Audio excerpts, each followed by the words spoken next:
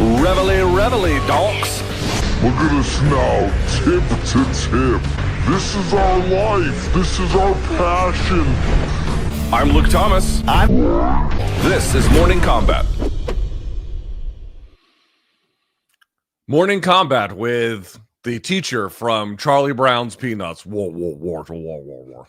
What's up, everyone? It is the 30th of January, 2026. My name is Luke Thomas, and welcome to another edition of Morning Kombat. As you can see, I am joined here. I get rid of one Connecticut bozo, and I'm returned a different one. I just can't quit you Connecticut bozos. It's the Iceman himself, Chuck Mendenhall. Who?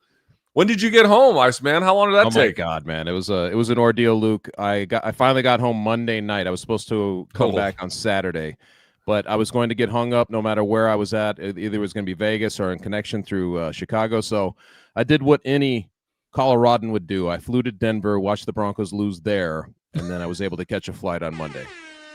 Did you stay with the parents? I stayed with my sister, and I saw some other family and watched the game with some family, and very depressing scenes over there, man. Yeah, I was very bitter. I was like, I cannot believe we're going to let the Patriots go back to the Super Bowl again, bro. Unbearable. The most obnoxious fan base in sports, which is saying quite well, maybe that's a little strong. One of the most obnoxious fan bases in sports. And not even that good of a team, but they just keep advancing. I don't quite get it. The weather rolled in, man. I don't know if you watched that game, but it was I watched about cold. half of it. Yeah, it was cold, but then once the flurries came in, it just changed everything. It was like neither offense could function. Horrible. I saw both kickers miss field goals, if memory serves, right? Yeah. That's an exciting AFC championship right there when both that's what you remember is the kickers missing field goals. Well, that is now behind us. I guess what's left is a Super Bowl. But, of course, we have to get to what's important to us, which is the fights. And there are a bunch of them this weekend. Today on the show, we're going to sort of quickly recap some of the numbers that came out from UFC 324, which are basically universally good. We're going to talk about those and what they mean. Then we're going to lean heavy.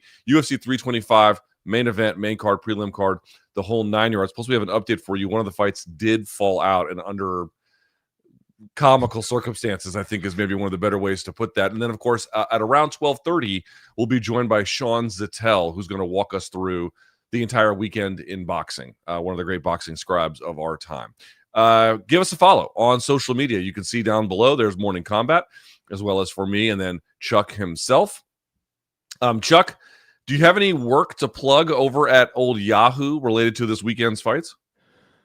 We've got so Yahoo itself, the parent company, has they wanted us to do a big kind of preview of all the things because we got three pretty good stuff. One mega boxing event and a couple of other boxing events, plus the Royal Rumble. I know you're into that, and then UFC 325. Yes, yeah. So we wanted to make sure that it was all one-stop shopping. So that's up, and I've got a roundtable with Pete Carroll that's running right now, just asking all the burning questions. Very good. Yeah. We have 1 day left for merch sales. 1 day. So you can go get the Stranger Danger design. Tomorrow at midnight, we all turn back into a pumpkin. So if you've been putting this off and you want to do it, now is the time. And of course, you can go to morningkombat.shop. Let's bring in our third member here of the program. He is, sober and sometimes not. You just never know what you're going to get when he's on the game. Hey, it's Long Island Luke. What's up, dude? How you doing, guys? How we doing? Chuck, what? I was going to ask, are you guys in Long Island dealing with what we're dealing with here, which what they're calling snowcrete? Not concrete, but snowcrete? First of all, Luke, it's on Long Island. Anyone would know that. But anyways, they actually had this trash dump. How about that? They had this whole overnight thing in my town 2 nights ago where they brought in bulldozers to bulldoze out all the excess snow because it was just piling up and, like you said, freezing. And it was making the town impossible to walk through. So yeah, we're dealing with some shit here. We're supposed to get more too, today, tomorrow. I don't know, but not looking forward to it. What the mood ahead of UFC 325 for you is what?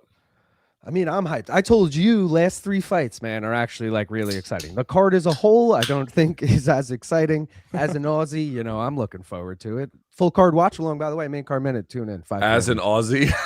Yeah. Oh, that's right. Wait, you have Australian citizenship? Yeah, motherfucker. You're the least Australian person in human history. No, I'm the least Australian in human history, maybe, but My man, I like how he just disappears himself like that. It's good. Yeah, he is. He's good for that. Probably in a cloud. He seems sober. That's new. That's since I've been on the show. We should we make were your seeing- transition into and off the screen, just like like smoke getting shot onto the. What's that little dude, the it's little fine. green dude in the Flintstones who like would appear? Like that's what it's like. You know what I'm talking about? Yes, There's like a little yes. green alien or whatever. Yes, yes. Like, Chuck, what's your coverage plan for the weekend? I think that I don't have like this one. You know what's funny is for the longest time, for all week, and I guess it's because I was so caught up in last week's festivities, I thought that this was an early card for us. I thought this was like one of those 2 p.m. type things. Yeah. But you know, I only learned this morning that it was not. So I'll have a late night doing some you know, recaps and all that stuff. But that's about it. I'll have a column coming out. I always have a post-fight column, and then we'll have like some rankings, the pound for pound rankings that'll be updated. Got Volk on there, so there should be some movement. All right. Well, we have a lot to get to, so we started a little bit late. So without further ado, let's get this party started. Topic number 1. Let's quickly recap UFC 324. Not the results themselves. We've been over that. But some of the numbers that came out, Chuck. I want to read these to you, and then we're going to contextualize them. So what they said was that UFC 324 posted an average minute audience of 4.96 million views, as well as reaching 7.18 million global households, and then peaked with 5.93 million concurrent streams. Also, what they said after the fact, you can see here, trended on X, they were number 1 for 6 consecutive hours. They had nearly 200,000 more mentions versus UFC 323, which is not surprising, and if for no other reason, it was a much better card. But the number 1 most social event of the night across broadcast, cable, and streaming. So a lot of pretty good numbers. And then there's one more that I actually thought was pretty interesting, was that they claim to have added 1 million subs, Chuck, just from this one event. So I actually went back and I looked at this. What were some other places that had added numbers? And so here's what I found. Peacock, for example, for the NFL wildcard exclusive, which was Dolphins Chiefs in January of 2024, they added 2.8 million signups. But that's, exclusive NFL wildcard. That's pretty big. Paris Olympics in late July, 2.8 million signups. Jake Paul versus Mike Tyson, 1.43 million signups. NFL Christmas Day, this was from 2024, so it was a 3-day window. They added about 700,000 signups. And then lastly, and most importantly, UFC Fight Night debut in ESPN Plus. This was January of 2019 in Brooklyn. I was there that day. 570,000 new subscribers over the course of 2 days. Now, again, none of these are apples to apples. And even that 2019 figure, streaming was just not as prominent as it is now. But Chuck, there's basically no way to look at this and say these numbers are bad. How good they are, I think, remains to be seen. What is your reaction overall? How do you understand what kind of performance this had? You know, man, I don't know how you felt exactly about like where this would end up on Paramount Plus. For me, there was a little worry, right? Because when they went to ESPN Plus, they were kind of the flagship. They were the reason to get ESPN Plus. They were the full reason, right? Like it was like they're bringing in, okay, now everybody come over here and we can watch the fights. It wasn't the pay-per-views, but it was the fights. I worried a little bit about Paramount Plus already having existed and now going head-to-head, obviously, for a long time, or at least a relatively long time with Netflix and all the others. Would it just be a woodwork product? Like, would it be a product they're bringing in that's a big deal, but would it just be just another product rather than a flagship type thing? But I think that these numbers, they're very impressive for that reason. I wasn't sure, like when you mentioned the 570,000 from 2019, to double that essentially, to somewhere in that vicinity is a big deal. Because sometimes when you're inside of the sport like we are, you kind of lose track of what's happening on the outside. It's such a widespread thing now that it's hard to keep tabs on. Is the sport growing like we think it is, or is it stagnant, or what's happening? So to me, man, when you see numbers like that, and I still think that the pandemic and some of the things that happened within the ESPN Plus era probably helped the audience really, really build to what it is now. But to get 1 million subs, just like that seems like a home run. And the numbers you're mentioning, I think the first one on Fox, correct me if you have these numbers too. The first time that they went in 2011, it's hard because, like you said, it's not apples to apples. Now you're looking at a different era. But wasn't the number something like 5.5 million tuned in for that? And I can remember at the time in 2011, I think it was, we thought that was just an astronomical number to tune in and watch a UFC fight. You remember this? And we were like, yes, this is it was just a little, crazy. It's not quite apples to apples for a few reasons, not least of which was the main event lasted right 45 30, seconds or whatever it was. It peaked with about 8 million. Right, Peaked that's with about right. 8 million, but it had an average audience of about 5 or right around this. But I mean, but that seemed absolutely astronomical to us. And I think at the time we were like, who knew that UFC would ever ascend to a level where 8 million people, would tune in and watch an event like that. You cut forward to now, 15 years, whatever it is, 14 years, and you get this number, and it's less shocking because the thing has been moving in that direction, but it's not something to take for granted. When you get those kind of numbers, man, I mean, that is tough to do when you have so much competition out there with all the different streaming services and all the different sports and everything. So in my mind, I was like, man, it's a testament that the UFC is still, if not as popular, if it's not growing, it's as popular right now as it's ever been, right? I'm not so sure. And when I say I'm not so sure, what I mean is I'm not saying no. I'm saying I mean, it's weird, right? Because it's more global than it's ever been. I mean, about that, there's just, no argument whatsoever. And it also, I think, has reached levels that are of cultural ascendancy that were, you mentioned like unfathomable. I mean, they're going to have a card on the White House lawn. Like, talk about unfathomable, right? So in that sense, there's like no argument about where MMA's place has gone up. But I do think it did decline in popularity. Not in a huge way, Chuck. Not like, oh my God, it was calamitous. But I think it was like a steady kind of Chinese water torture drip during the ESPN era for a variety of factors. And by the way, that UFC on Fox number that you're talking about, this was Cain Velasquez versus JDS1, did a 3.1 rating and 5.7 million viewers. Again, that was the average, not the peak, but the average. Sure. For just a 1 hour broadcast. If that fight had gone the distance, I think they would have done well in excess of 10 million, maybe 15. But the reason why I say that these numbers are great is because they're just incontestably great. 1 million signups is great. Averaging 5 million views is great. 5.93 million concurrent streams at its peak is great. The only thing to consider is these are worldwide numbers, not just the U.S. Yeah. So again, it's like you had this really short broadcast in 2011, and then you've got this much longer one, but in a completely different paradigm. All I can say is the Paramount has to be happy. They have to be happy. They have to be happy with the numbers they were pulling. They have to be happy with it. Was the most signups they'd ever had from any single sporting event in that streaming services history. Like, they're literally establishing benchmarks of performance. I would say, though, one thing is kind of funny. Even with 1 million signups, you can see that they're probably not going to get 1 million signups this weekend. I think they're probably going to get a lot less, which is understandable. Understandable. No one's comparing the two in that sense. But even with that, like, you can see, like, okay, what is that worth? Like at a top end, 160, 170 million. But of course, you're not going to scale that over the course of a year. Plus, there's going to be churn on the back end. In other words, again, I'm not saying I like the ads. I wish there were no ads. Right. I'm asking Paramount to create a tier where I don't have to pay for ads, so I can pay for that service. That's a great point. Yeah. That said, you're not making your money back on subs. You know what I mean? Like, there's just, it mathematically is not going to be done. Now, let me ask this question, if I may, Chuck, which is, again, it's one event. Mm-hmm. We have a 7-year run to go on. Let's see what happens. But do you think now, after seeing some of the results from UFC 324, that what does it really mean to take away the wall of pay-per-view to make this accessible to the average sporting fan? Do you think it actually can make a difference?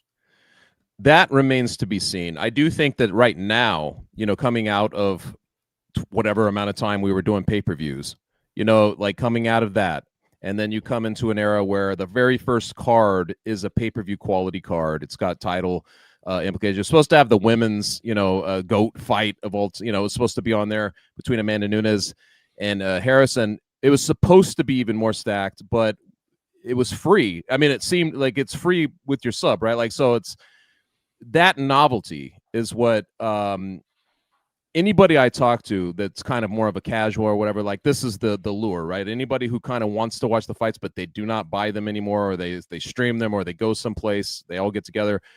This was like the big novelty. I don't know how long that will last. My big concern is that at some point the numbered cards will just kind of bleed in to the regular cards. And unless they make them very, like, over the course of time, where just title fights, and I know they were already doing this with pay-per-views anyway, but like, there's a big distinguishing marker. But we have seen times where a pay-per-view or like a numbered card now will come up where there just simply aren't enough champions. There aren't people around to fill that card.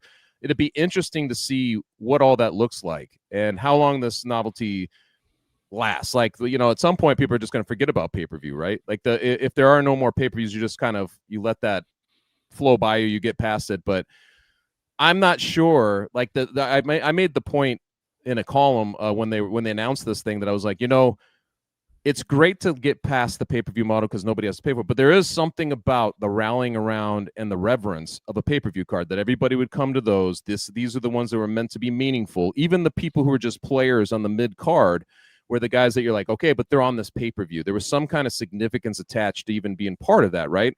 Or at least there had been traditionally. Does all that go away?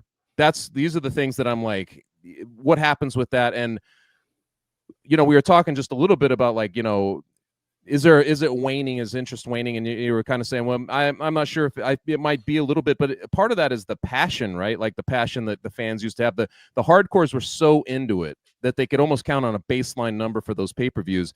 So much of that has eroded over time, and I'm not sure how all that's going to translate. Will these numbered cards still have that kind of passion attached to them? You know what I mean? So much to be seen on this. So I think it's kind of fascinating from our seat as, journalists to pay attention to. My view on this is, and this is just a hunch, so take it for what it is worth. My view on this question of like the removal of the paywall, I mean, there's still a paywall, but the pay-per-view paywall is that it will make a huge difference if they can marry it with both getting a little lucky with how these main events go. And of course, that's partly engineering, but part of matchmaking is just luck. How does a fight turn out? Right. Mm-hmm. Also in terms of like, they just have to make sure that with this Paramount turn, they're not just delivering on fights that can deliver action, but there's an argument about whether or not the UFC is still in the interest of creating stars. And I do think that there might be some limit to that now, but I think they would rather have people more popular than not, and it does more business for them when they are. Plus, I don't buy that they don't have enough control to exercise, that they're worried about some kind of peasant uprising.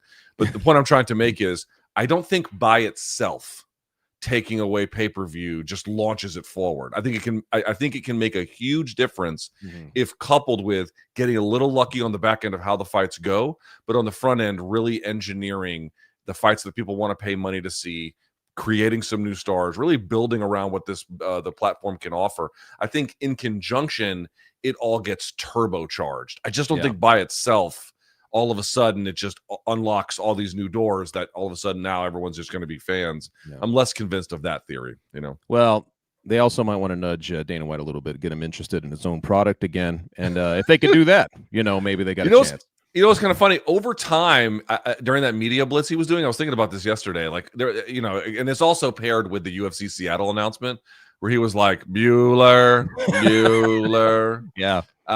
little Ben Stein there. And over time, he got a little bit better with it. And I'm also going to say this: he did so many of them that it almost had like, was he saying a whole lot each one? Maybe not necessarily, but like the weight of them in total, I think. It helped. That event was a success, and there's really no other way to say it. 100%, man. All right, before we get to topic number 2, let's remind everyone there's only one UFC 325, which, of course, is this Saturday. And on DraftKings Sportsbook, the number one sportsbook for live betting, once it's over, your shot to get in on the action is gone. DraftKings Sportsbook is built for live betting, not just pre-fight picks, because in the UFC, one moment can flip the entire fight. One punch, one kick, one takedown. New to DraftKings, new customers can bet $5 and get $300 in bonus bets if your bet wins with code KOMBAT. So here's what you're going to do. Download the DraftKings Sportsbook app and use the code KOMBAT, that's combat with a K, to turn $5 into $300 in bonus bets if your bet wins. In partnership with DraftKings, the crown is yours. Gambling problem? Call 1-800-GAMBLER-NEW YORK. Call 877-8-HOPE-NY or text HOPE-NY. Connecticut, call 888-789-7777 or visit ccpg.org. On behalf of Boot Hill Casino in Kansas, wager tax pass-through may apply in Illinois. 21 plus in most states. Void in Ontario. Restrictions apply. Bet Must win to receive bonus bets, which expire in 7 days. Minimum odds required. For additional terms and responsible gaming resources, see dkng.co/audio. Limited time offer. With that, Chuck, let's go to topic number 2, which brings us now to UFC 325. This is an interesting one. At least it has the potential to be an interesting one. So in the main event, we have a rematch between reigning UFC featherweight champion Alexander Volkanovski, and he takes on Diego Lopes, who he fought in his last contest to a pretty wide unanimous decision. Of course, that was at UFC 314 in April of last year. And as I mentioned, Volk won a pretty wide victory. Now, there's a bit of consternation about this matchmaking. Should it have been made? Should it not have been made? We've talked a lot about that on this show. But let's, for a moment, give it the benefit of the doubt, just for the sake of argument. What are some realistic scenarios in which the pre-fight concerns about this matchmaking would disappear, would fall away? What has to happen in this fight for people to say, you know what, it actually worked out great?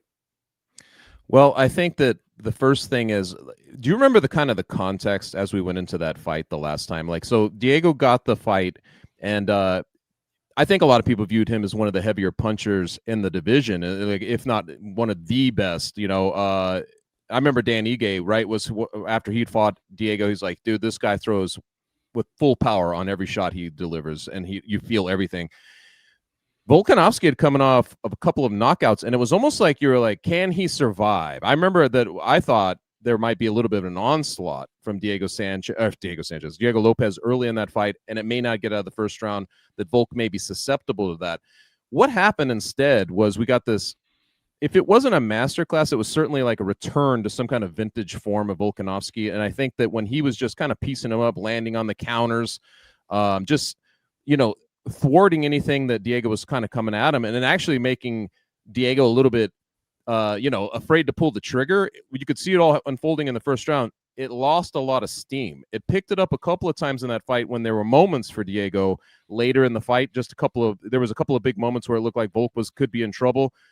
But the pattern of that fight was kind of set. And I think that anybody who kind of went into that auxiliary, we're going to go into the Diego Lopes era, this is going to be his moment, kind of like walked away from that like, wow, that was anticlimactic. He didn't really look like the guy we thought he would, right?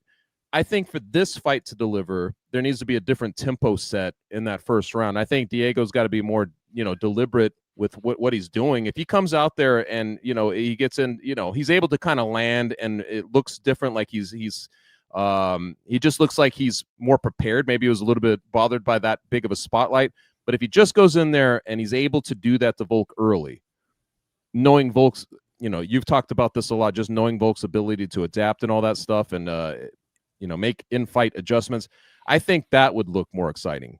That's just my view on it. Maybe I'm a little bit too diehard on this, but I feel like if Diego goes in there and actually looks like the aggressive guy that he's been advertised as, I think we'd have a different fight. There's a weird thing I've noticed with this bout, which is people are complaining. And again, I'm not even saying in fact, I agree. I just want to say I agree.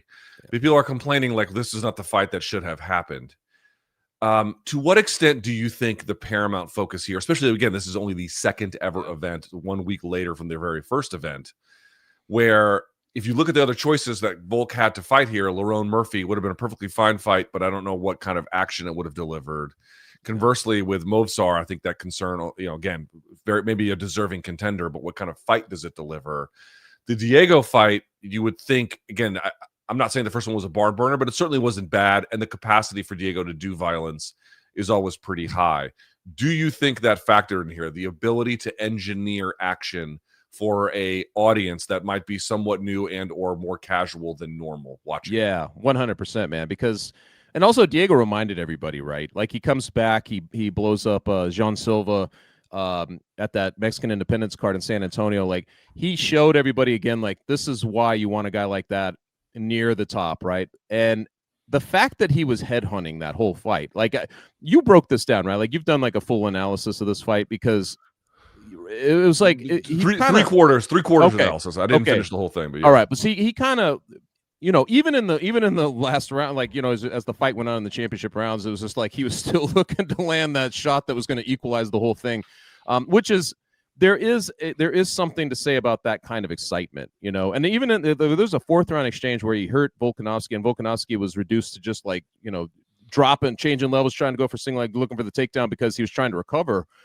I think that kind of thing is going to translate. Like you mentioned, if you give to Mozart, who I think is fully deserving, but that guy has only went to decisions in all of his UFC fights to this point. He's won them all, but do you really want to usher in an era where you have Mozart all of a sudden as your champion after 5 rounds and, everybody's asleep by the end of it?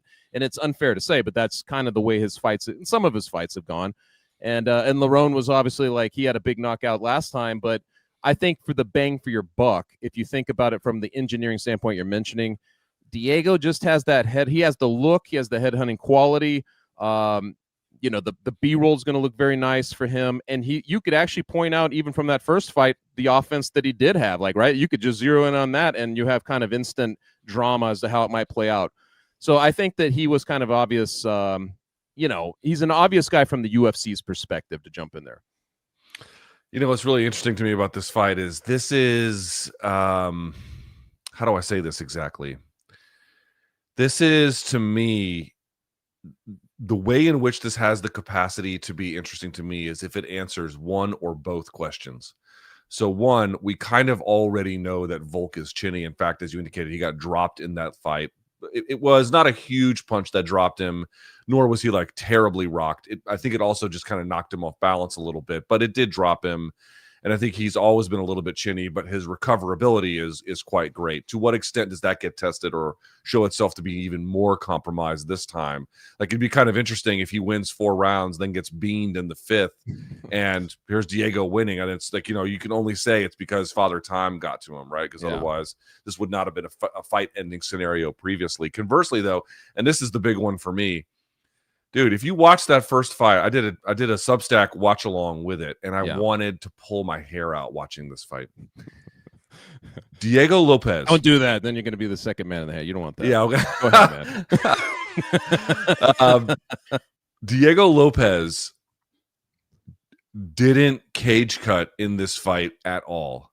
And I don't know to what extent people know fully what that means or understand the importance of it, but it's really basic idea. All right. If you have, here's me and my opponent, right? If this is the octagon behind them, octagon behind me, if they move, I don't just follow them wherever they go. When they move, I cut them off laterally, right? I cut them off laterally. And it's insane to me that you have a guy like Volk who uses motion and movement both to set up strikes as well as to turn his opponent, to escape when he wants to set up his jab, to set up his step-up leg kick, all the things he likes to do. It's all predicated on motion. And the times in which Diego had better luck, with some exception, was when he backed up Volkanovski, and then when he narrowed his space. And he almost did it by accident rather than genuine understanding. And it's a whole team issue. That whole team he comes from, these people don't do it. I actually was speaking to some MMA coaches about this in preparation for today's show, Chuck, and they none of them knew what the answer was, why these fuckers don't cage cut, why, how is that possible? And their answer was they think that they may not necessarily train in a cage, because if you train in a cage, you'd have to be kind of mindful of how the space is distributed. But if you're just on an open mat, people are just kind of moving and circling and orbiting around each other without necessarily a ton of consideration given to how that should be localized. If you take away Volk's movement, a guy whose game is predicated on movement, then you go from, in my view, having a puncher's chance to a genuine chance. Right. I still might favor Volk no matter what, because he's got so many tools. You know what I mean? But if he doesn't cage cut and we're 3 rounds into this, I'm going to pull out a revolver and shoot my motherfucking screen. Because you'd just be watching a version of the same fight, right? And then the drama is completely out of it. That's right. Just to go off that the top is, to me, a worst case scenario. Yeah. It's basically just the first fight redone again because one guy refused to learn a foundational lesson of the people who don't understand this. It's not just that Volk uses all that movement. It's that a lot of times when he gets into trouble, he's able to just walk and reclaim center position in the octagon. It's dude, you cannot surrender territory like that to a fighter this good. I don't care how senior he is. It's suicide. It's suicide. So I got to tell you, if he starts to cage cut, Chuck, I'm like, okay, now we're in business. This is much more competitive. That's a great point, man. That is a but great if he point. doesn't, yeah. if he doesn't, I'm going to fly to wherever he is and be like, what the fuck, dude? And if you watch in the first fight, do you remember part of the commentary? They go to the corners in the first round and they kind of hear the instruction. Do you remember the criticism coming out of that was that they're like, hey, man, you got to be more aggressive. Get after him, like break without any technical advice whatsoever to Diego. They were just kind of telling him, like, do better, man. Do better. Yeah. You remember this? Joe Rogan was kind of always like, dude, tell him how to do it. Like, you're not telling him how to do it. It will be hugely disappointing if he shows up and you feel like he didn't learn anything, because I can guarantee you Volkanovski, who sometimes does it in fight, like you see him doing things where he's like, you know what, off these breaks, that left hand can land pretty, like he was doing both counters, like you could see him doing that in real time. He's coming back with his adjustments and he's going to kind of be prepared probably for even what you're talking about. Like he'll be prepared for a better version of Diego, but if Diego shows up the same, man, he's going to get worked. Just think about it this way.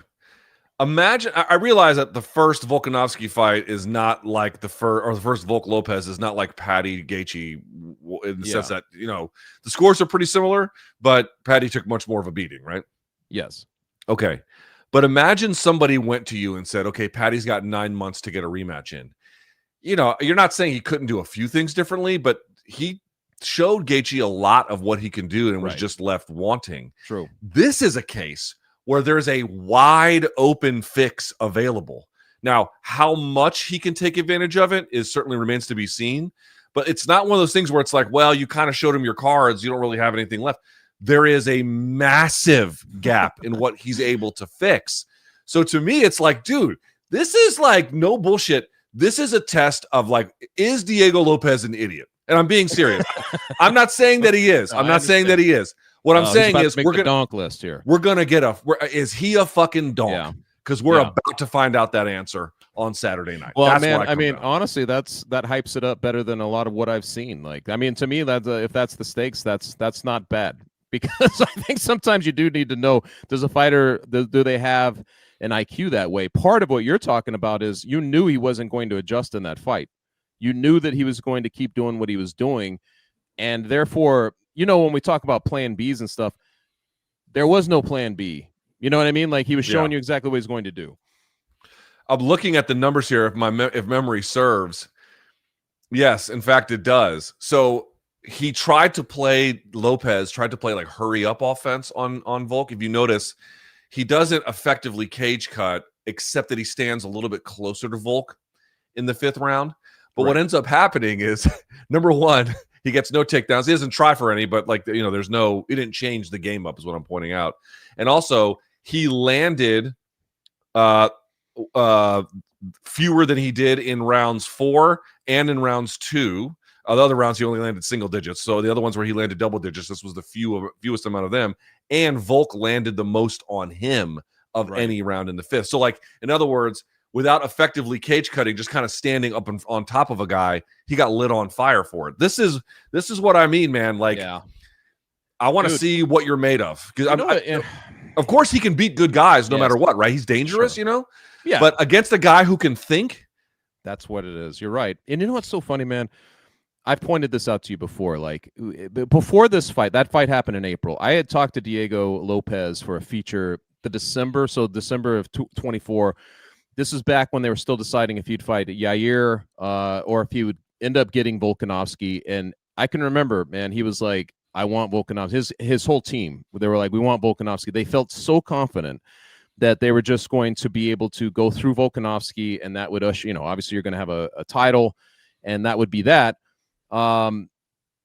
It didn't work. And I feel like that they're still like, from what I've caught, I still feel like they have the same mindset that way. Like, hey, the first time was a little bit of an anomaly or whatever it's going to be, but it'll be different the second time. The second time is going to be what we originally imagined.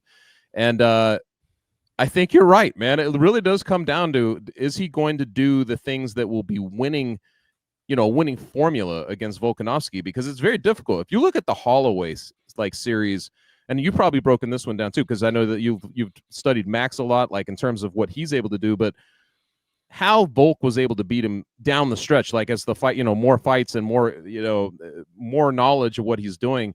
That was what was remarkable, right? Like, it's just that you're like, dude, this guy's always got something. He's such a thinking man that he's always going to figure out where his openings are. It's like watching a quarterback dissect a defense. He knows what you're bringing. He's going to exploit this. He's going to exploit this. And once you try to cover that, he's going to exploit this.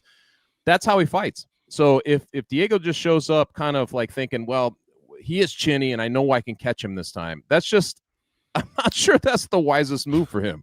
It's just puncher's chance. Yes. It's just glorified puncher's That's chance. how that's what it looked like. He looked like he was like, as soon as I land the shot, that's what I need to do. And that's how I win, right? Like he was just headhunting. If Volk loses, stoppage or otherwise, let's ask this. Okay. In the event that Volk loses, does he retire? Is there an automatic trilogy? Walk me through what happens.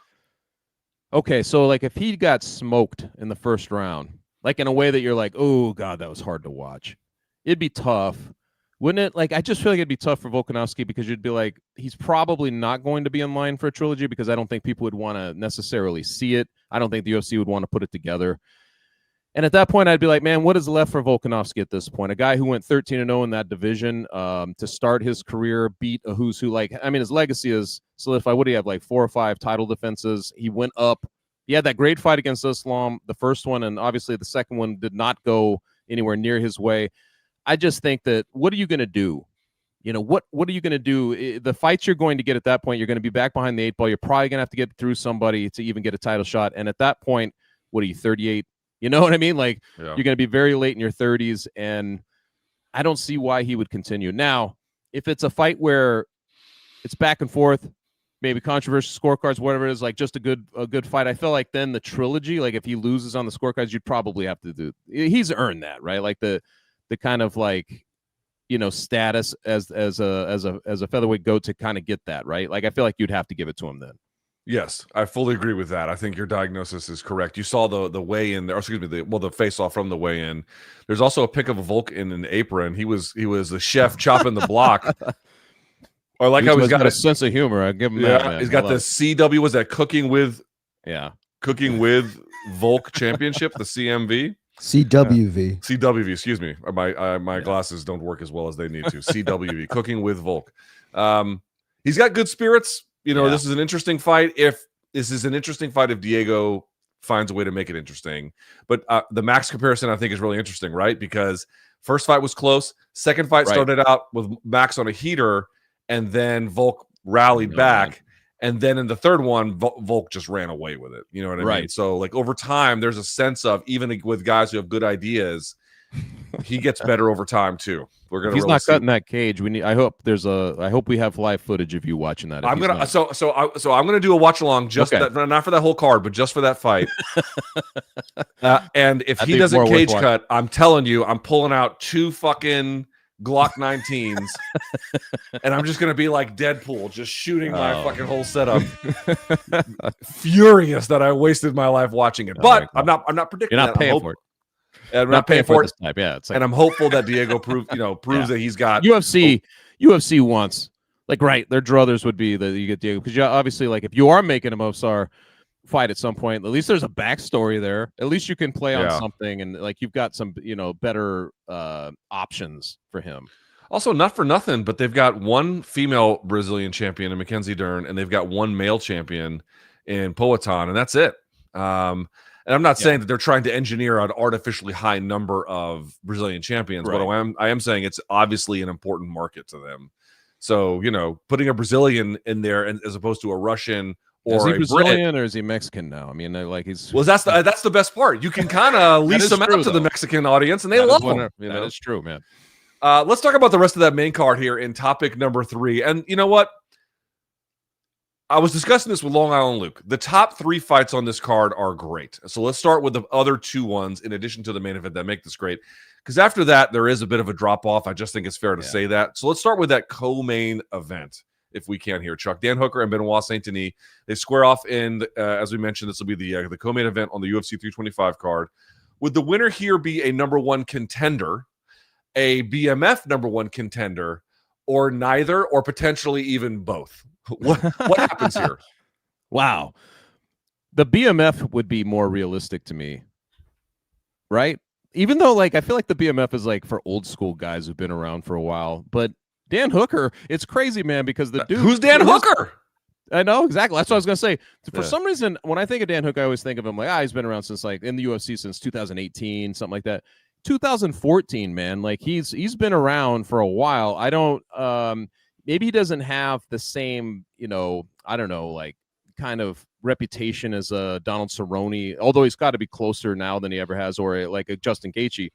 But the dude is kind of proving it over the course of time when you look at who he's fought, just his willingness to fight. And obviously he's returning even on short notice after being subbed out in his last one against Arman on fairly short notice. It was 3 or 4 months. Like he's jumping right back in there to fight another beast within that division. So I feel like, he would warrant that sort of thing. And then it would be like, there's been like, does he kind of fit that BMF thing too? I mean, he's certainly got like that kind of style, you know what I mean? Like that kind of attitude. So I think it would be more in play for that. I just think that the recent slip-ups, even though I think Saint Denis has kind of proven that he's back, especially that last fight where it was like, what was it, 16 seconds that he went through Dariush? Like he's kind of proven to me that he's back and that those losses he suffered earlier were maybe more anomalies than we were saying at the time. I still think that dude has a chance to be a champion in the division. The Patty equation here is interesting to me because let's think about it, right? So let's say Benoit Saint Denis wins. Right? That's a great point too. Yes. Yeah, because do they put him? Well, do they? Well, that's the thing. It's like Patty's 31, something like that. 31. Yeah.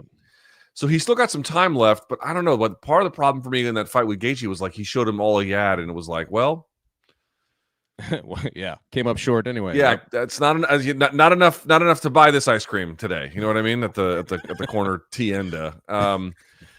So what do you do with him? Do you give him the loser of the BMF match? Do you give him the loser of this match? Do you give him the winner of this match? Because you can imagine BSD versus Patty. That's a more competitive and interesting fight by virtue of what would happen on the ground, you might imagine. But do you want to put him in that scenario, or do you try to rebuild Patty based off of if Dan Hooker loses this one? There's obviously that fight you can easily make. And then you send BSD on to either the number one contender for BMF or the bare minimum, like, maybe you make Staryuki and fight him or something like that. Does that sound like a plausible scenario to you? I think if it's a great point with Patty Pimblett. Like, I think if you can make Patty Pimblett against Hooker, I think you do it because one, I do think that the UFC likes Patty enough where they're like they would want to rebuild him. I don't think you'd want to throw him in there and just be like, here, you're going to be an underdog in this fight, and this could be it. Basically it for you in terms of contendership. I think that you throw him in against Hooker, and he should win that fight, right? Like on paper, he should win that fight. That's a good fight, and they have the bad blood. I just think that you got like the way that Paramount Plus, like you were saying about engineering, I feel like maybe that would make more sense for them, especially if they're.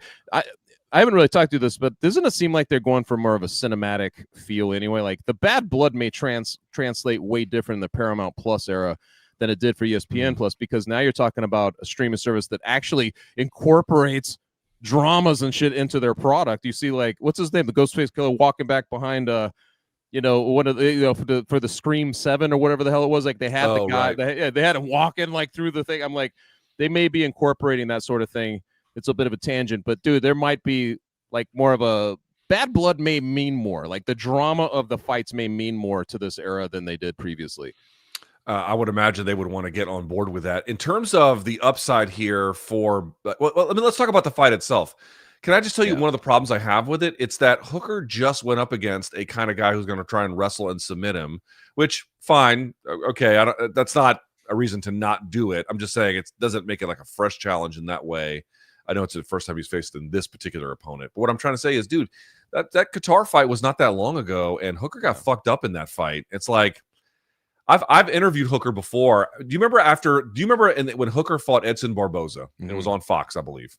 Yeah. And Cormier was commentating that fight, and Cormier was on the broadcast begging, screaming at the referee, not screaming, but yelling for the fight to be stopped. I interviewed Hooker after that, and I was like, bro, aren't you concerned about like the amount of damage? He's like, no. I was like, I'm sorry, what? And his answer was, well, because I distribute it head to toe. So I don't have to worry about too much concentration of damage in any one kind of place. And I'm like, I don't think that's how that works, bro. That's not.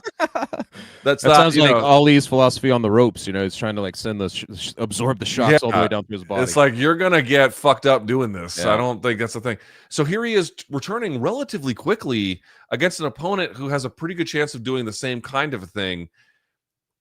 I like the matchmaking as such, like Dan Hooker versus BSD, but the particular realities that they're bringing in at this moment, I'm a little concerned for Dan Hooker, if I'm being honest.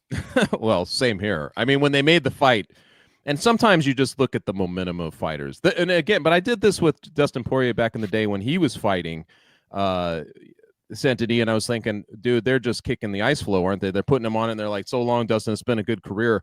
And obviously, he was able to kind of turn things. I don't think that Hooker is going to be able to do that, man. I don't think that that's happening. What's weird? The craziest thing about him, though, is that he'll surprise you a little bit sometimes, right? Like I thought when Hooker fought Gamrot that was for sure that was going to be Gamrot's fight, and even though it was super close, Hooker pulls it out, and then he kind of revives his career. I'm not saying like he's got that spirit. He's got like enough skill where he can put it all together and do some. He can shock some people, but I just think that Saint-Denis, having already had the losses, especially that Moicano one, where you're like, dude, that was uncalled for. I feel like he had to dig a little deeper and kind of get rid of his ego again and kind of recenter. And the guy I've seen since then looks like the Marauder we thought he was going to be the whole way. So I think this is just a bad setup for Hooker, man. I think he's catching a guy at the exact wrong time. I think you're probably right. And the winner of this, if it's BSD, he wins via stoppage. For me, the winner against you'll put him in a BMF fight if you want. I mean, I don't know what the UFC has in vision for that or when that might be, but that's absolutely a fight you could do. And then you just send Hooker to fight Patty, and then that really you like this BMF belt now. Weren't you like one of the early guys who was like, get rid of that shit? Well, here's the thing. Here's why I feel like I am at peace with the BMF belt, at least for right now. Number one, the person who wears it gets more money. Yes. Automatically, I like that. True. Secondly, the belt will have as much legitimacy as the person who wears it and what they did to get it. It doesn't on its own carry, but it has some, right? Yeah. And dude, the way in which Max beat Gaethje to do it, and what he represents at this stage of his career, and now he's going up against another warhorse in Charles. Does it need a belt? It doesn't need a belt. It doesn't necessarily mean anything in that sense, but I value it a little bit by virtue of who occupies the office, so to speak. That's Long Island Luke is being a fucking hater. Let's bring him in real quick. Why are you racist towards Hawaiians? I'm not at all. I just said the BMF belt is whack. What you can just put on fun fights. I'm all for the fighters being paid more and stuff, so good for them that the belt is on the line and they get more. I'm not like hating on that. But what if they change the rules in BMF fights, like 10-minute first rounds and shit like that, pride style? The whole thing is still just stupid to me. Why not make it's like boxing at this point, where like Jake Paul had a belt at one point that was like the super fight belt or some stupid shit. Like, I just get rid of. Not here for it. Sorry. Listen, he's a little racist against Hawaiians. What can I say? I don't. Again, the belt doesn't serve a purpose other than for marketing material, but I do think that it carries a little bit more gravitas given who currently occupies the office. The last couple, especially too. I feel like if they didn't get those fights, like that last one, especially. I mean, if you don't get that fight, maybe it seems stupid, but that actually felt like something was on the line, and that just happened to be the accessory. I mean, Max won the belt with arguably the greatest knockout in UFC history. I agree, man. Something to be said for that. Yeah. Now, another great fight on this card, if I do say so myself, Rafael Fiziev, although we had Jed Meshew calling him Rafael because he's a fucking idiot. But Rafael Fiziev, he is still not aged out from another title push. He is still kind of eligible. Here they are facing off. He's going up against Mauricio Hufi. Now, this is an interesting one for me, right, Chuck? Because Fiziev came up 0 for 2 against Gaethje, but Gaethje's proven to be a little more resilient. He obviously has a fan-friendly style. So does Hufi. But it looks to me like Fiziev really now wants to make a push for a title. He feels like I've gotten a lot of learning done out of the way. And Hufi leaving what appears to be the Fighting Nerds to go train in Australia with Volkanovski in that whole camp.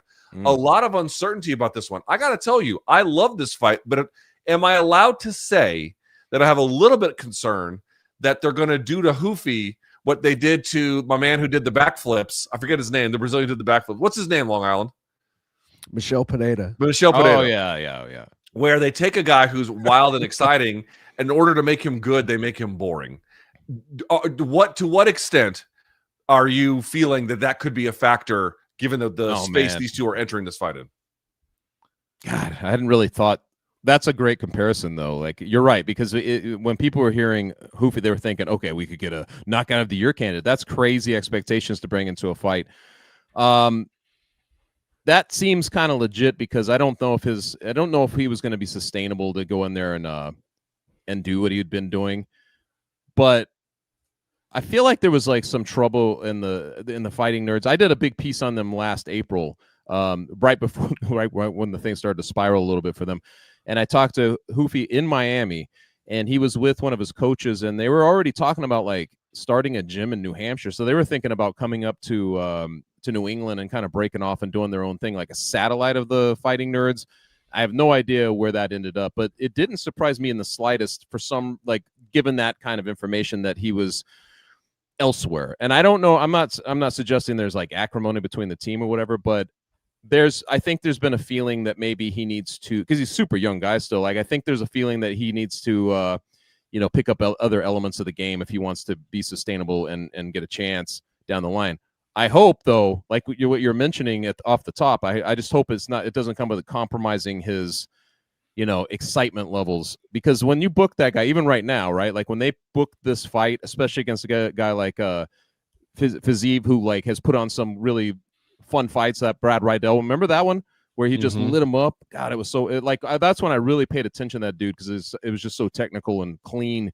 You make this fight, and just like, this one stood out to me. I was like, now that's a fun fight. It felt to me like the kind of the bang for your buck type of fight for this card. I'm looking at Fiziev here for one thing, because it's kind of interesting. I'm looking at the UFC stats for Fiziev.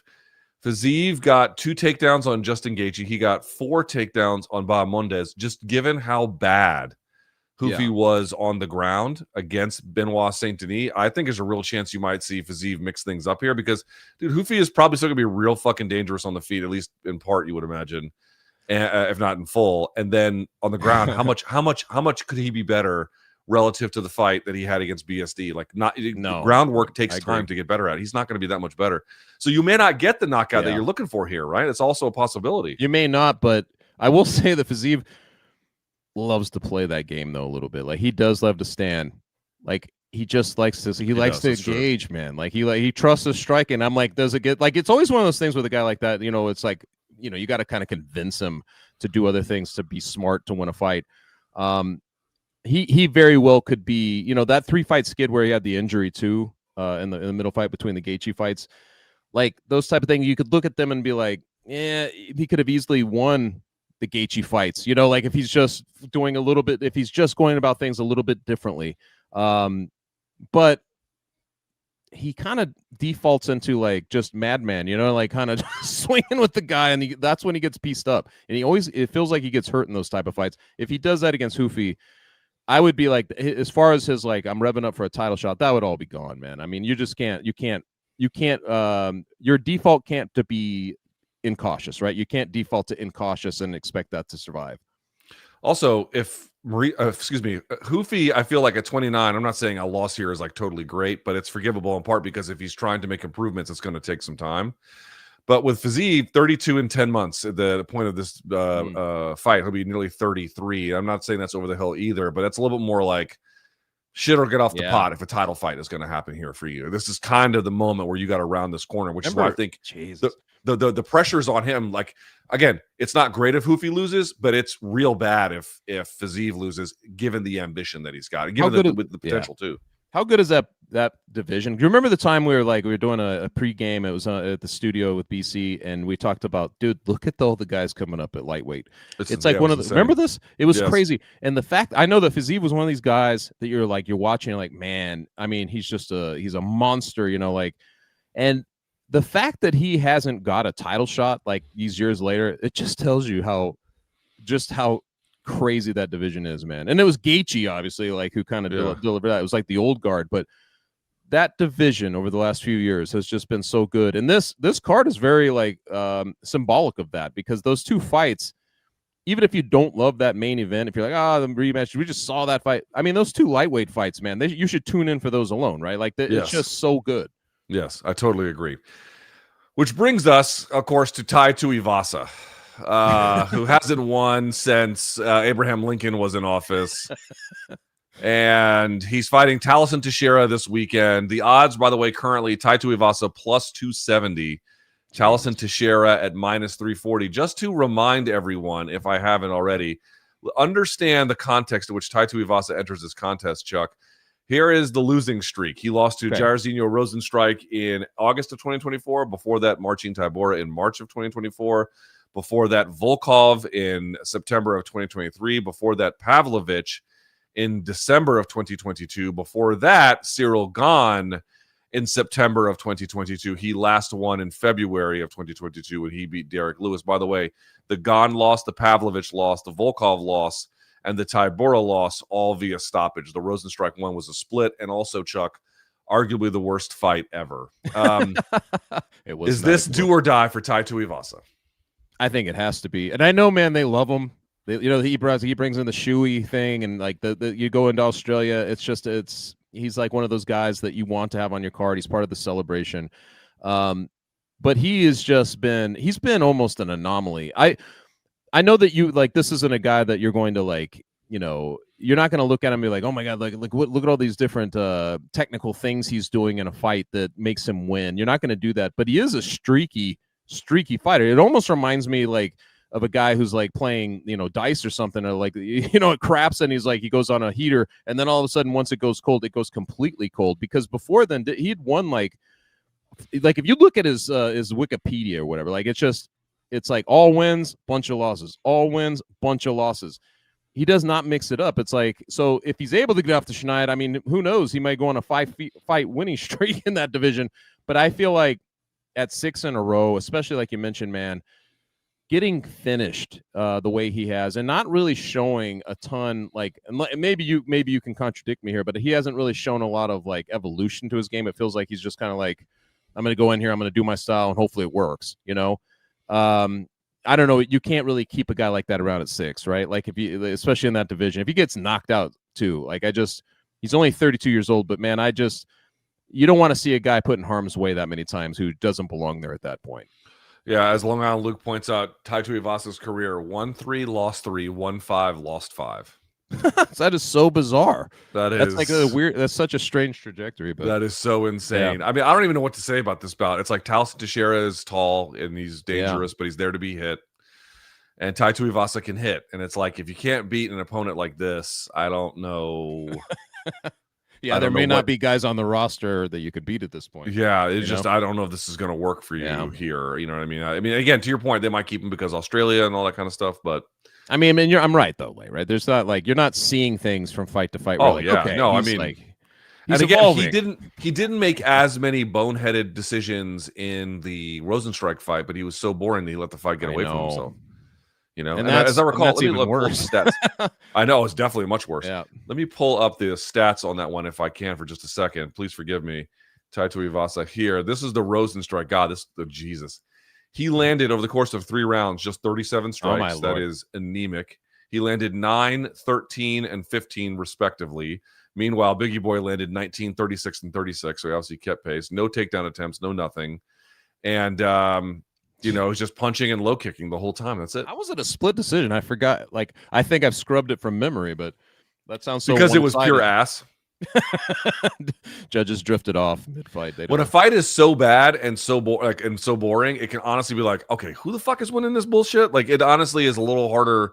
Yeah, it's harder to kind of keep up with it when very little is happening that effectuates change. This is we didn't get a chance to talk about Zuffa boxing, but I was there, and I don't know if it's easier for you to judge boxing or MMA, but given the Zuffa boxing, you're mentioning this, and this is something I thought about. You got you got these judges. The room's completely dead. Everybody's drowsy in the room. There's no energy whatsoever, and the fights are all destined to go whatever they're 6 rounds, 10 rounds, 10 rounds. They're going to go. They're all going to go as many as they're scheduled. how the I couldn't do that. Like, and so like I find myself daydreaming that I'm like, who won that last round? I think that'd be so difficult to fight through when you got a super boring fight, and especially when the atmosphere sags to that level. That must be tough, man. Yeah, I feel like I score MMA better than I score boxing. Yeah. I think BC's probably a little bit the opposite, obviously, which would make sense coming from boxing. But I don't know how. It's like I saw what Daniel's like, undefeated record in boxing now is going to mean something. And I'm like, all right, that might be true. But it's like, bro, they give these guys squash matches because the shit rules. You know what I mean? Like that's how you build a star. You got to give us a couple. Of those nobody's looking for way. parity on the early prelims. You know, you're looking for some knockouts to get rolling. Yeah, right? I just want this guy to get some work against some jobber who fucking does nothing in his life. I don't need it to be like, oh, this is a really tough assignment. That was a tough gig for those judges out in Vegas, though, man. I will say that was hard. Bro, when they all go the distance on a boxing card, you're like, fuck me. I sent you a picture from the room. Yeah, but dude, that looked lively compared to how it felt. I mean, it was just so bad in there. It felt really just died, man. Like that main event where it should be like picking up and like there should be some excitement it was so quiet that I said this in a column. I was like, it was so quiet that if you were an activist and you were like, you say no to the Ollie Reform Act, you could have yelled that out and everybody would have heard it. Would have been like the biggest bang for your buck possible, right? Because everybody would have heard it on the telecast and everything. So it was just so dead in there, man. I felt bad for the guys in the ring, because you're like, how do you even get up for this? Like, how do you keep getting off your stool and like get excited? It was rough, man. Well, I didn't watch much Callum Walsh, and I won't in the future. I'll put it that way. He didn't blow you away, huh? No. Let's talk about the last fight on this main card, which is kind of an interesting one. Actually, a pretty interesting one. It came together last minute, but a guy I've got my eye on, I think a lot of people do, Quillen Salkeld, it's got the weirdest name I've ever seen, taking on Jamie Malarkey, who is a good and decent Australian fighter, but Quillen Salkeld, coming off of maybe the knockout of the year, seems to have a little bit more of a higher profile. As I indicated, Chuck, it came together, this fight, a little bit by accident with a late replacement notice kind of happening here. But if you're Salkeld, it seems like a good opportunity to make a little bit more of a name for yourself. I think so. And like Long Island Luke could weigh in on this too, but like, you get Aussie versus Aussie, kind of unique, right? Like we talked about this a little bit, but it feels to me a little bit like a showcase for Salkeld because, coming off of that, that big knockout that he had, this feels like an encore performance. And if you look at Malarkey, like just over the course of time, he's been in the UFC for a long time, and I think he's 6-6. Like he's one of those guys who, he's going to be a gatekeeper. And I know they hate that word, but like he's a gatekeeper to like, do you belong in the upper or are you down here with me? And so it feels like that big moment for Salkeld to kind of just style on a guy. That's how I see this one. Long Island Luke, as a resident phony Australian. Why are you going to call me phony? I'm a citizen, bro. Chill. It's just more fun. Australian than you're Indian. Jeez. Well, I don't claim to be. Yeah, you guys told me I was. I wasn't claiming to be. Born there, you are. Whatever. All right. Tell me about this Australian on Australian violence. I mean, Quillen Salkeld, biggest favorite on the card. He's minus 1,000 right now. Wow. So not much value on him, but everyone thinks he's probably going to knock out Jamie Malarkey. Jamie Malarkey's been knocked out 6 times before, and you can get Quillen Salkeld by knockout at minus 145, which is a pretty damn good price considering he's a minus 1,000 favorite. Personally, over 1.5 rounds right now is plus money on DraftKings, plus 130. I'm taking that. Both guys hit it in 4 of their last 6 fights, hoping because they're both Aussie, there's some camaraderie there. They go a little longer, Maybe there's too much hype around Quillen because he's got 2 nice-ass knockouts. But he did go the distance with Yanal Ashmouz. So, and does anyone really remember that guy? No. There you go. Jamie Malarkey. I'm hoping that chin holds up. Hoping it goes long. Rooting for boring. I don't. I hope it goes quickly because I'd like to go.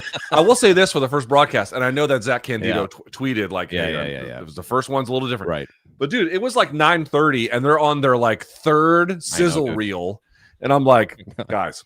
Let's go to Brent Musburger's guy. I don't need to hear from Travis motherfucking Barker on his Zildjian drum set 40 minutes into the broadcast. Start the fights, please. So my understanding is we're not going to get that this time. It should At be least it wasn't STEM. Imagine if it was STEM performing. Bring the yeah. I wanted to stem a fucking thing in my eye. Is what I wanted to do.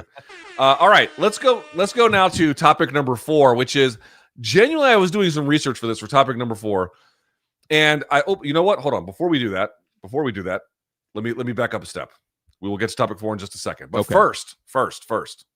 You guys know how this show goes. It is presented by DraftKings. The crown is yours. Chuck, do me a favor. I'm going to pull this up here from our friends at sportsbook.draftkings.com. And I'm looking now at the sportsbook, and they've got all different kinds of lines on this. So you heard the one there from Long Island Luke about the over-under on that one.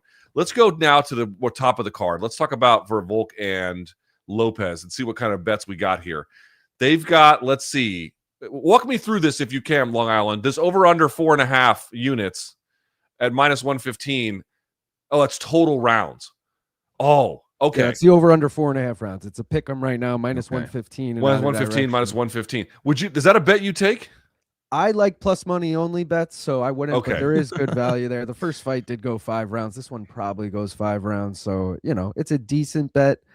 I'm more interested in, like, I don't know, man, maybe the Volk spread bet -5.5 at +130, where it's like if Volk just covers the spread, so he has to cover it by 5.5 points, meaning he could win 3 rounds on 2 judges' scorecards and like 1 round on the other still cover kind of thing. You got to do the math. There's plenty of outcomes that could make sense there. Volk by decision is +150 right now. I like that a lot too. So. Also, I got to say they've got Benoit St. Denis, Chuck. Yeah. At first of all, +135 overall on his odds. But here, this is the one that's more interesting to me. They've got the over-under on this one for 1.5 rounds. I like BSD's chances, and I'm not saying there's in a world where he doesn't run him over.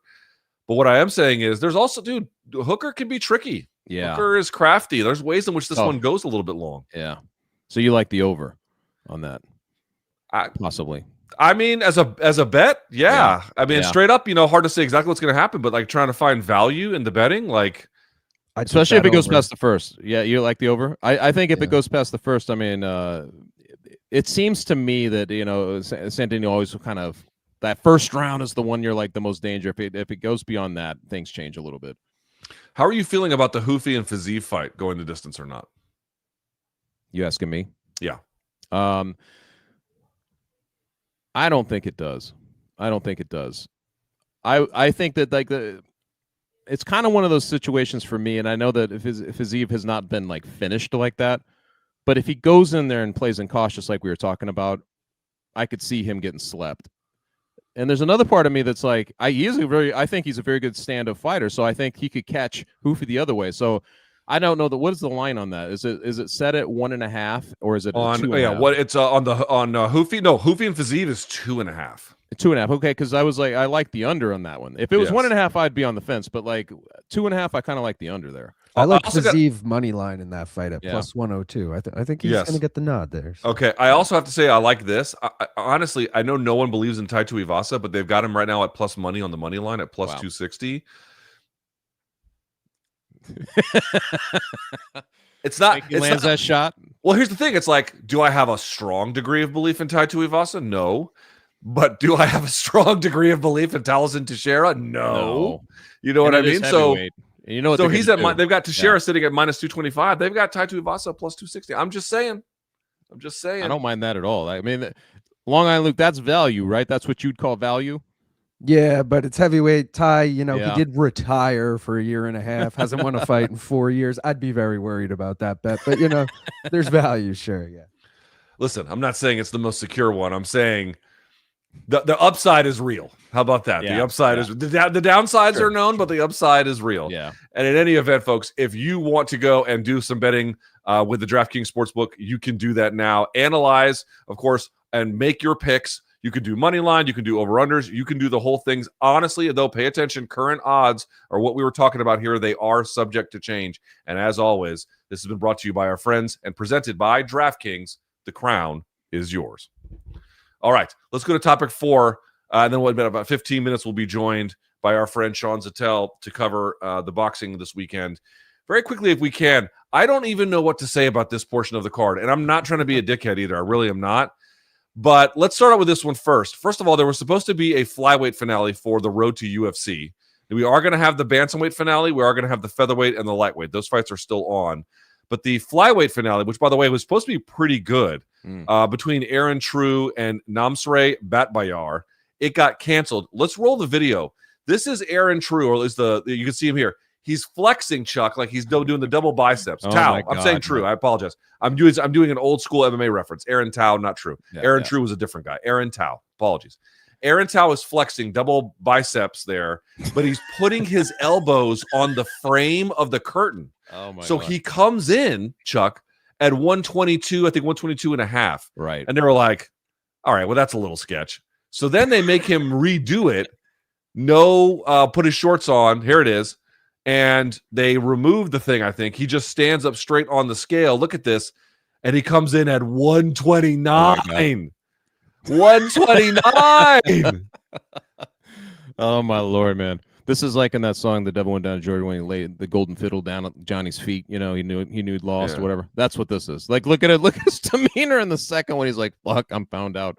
I haven't That's seen. crafty, I mean, doing this. And that then was up, you know? Yeah, because he's not moving either. He's just kind of like sitting there. His only flaw, and nobody would have ever been onto him, is if he could have dialed that in better, right? Like he way overshot it at 122. That's just such a red flag. I mean, he was also, let's put it into context. He was like, he came in 90 minutes into the festivities, right? Like, so it was like he was the last guy on the scale. So I think there's already an added scrutiny to what's happening with you. You can't show up that late and then be that far underweight, you know? Yeah. Ugh. Well, he did it. He tried. You ain't cheating. You ain't trying. Yeah. So I don't know if it's going to get him. So in the Paramount Plus era, now we've had like one fight called off because of suspicious betting activity, and now we've had one fight called off because a dude was trying to cheat the scale. This is what I said about the drama on the yeah. Oh yeah. And my man was trying to pull called off Cormier when a fighter face planted after weighing in. That's right. Jesus, and no guy almost died. That's right. Yes. That was fun. That was a fun little time. All right, Long Island Luke, come back in here, brother. I'm trying not to be difficult. I swear I'm not. But this undercard is a show, and not in the good way. The top of the card is Junior Tafa versus Billy Elikana. I don't know what to say about that. I mean, Junior Tafa you can never really trust him. I'll say that much. You know, he's born in New Zealand, reps Australia. I believe he has a gym in Brisbane. So, you know, you root for him in this fight, but I think Billy Elikana is probably going to get the dub there. Cameron Roston taking on Cody Brundage. Brundage is a pretty big underdog here. Roston pretty good. He lost to Therese Finney, who's in the fight before on Contender Series. But he looks decent. CKB guy. Cody Brundage. You know, is he really a UFC fighter? You know, so he gets beat up a lot. We'll see.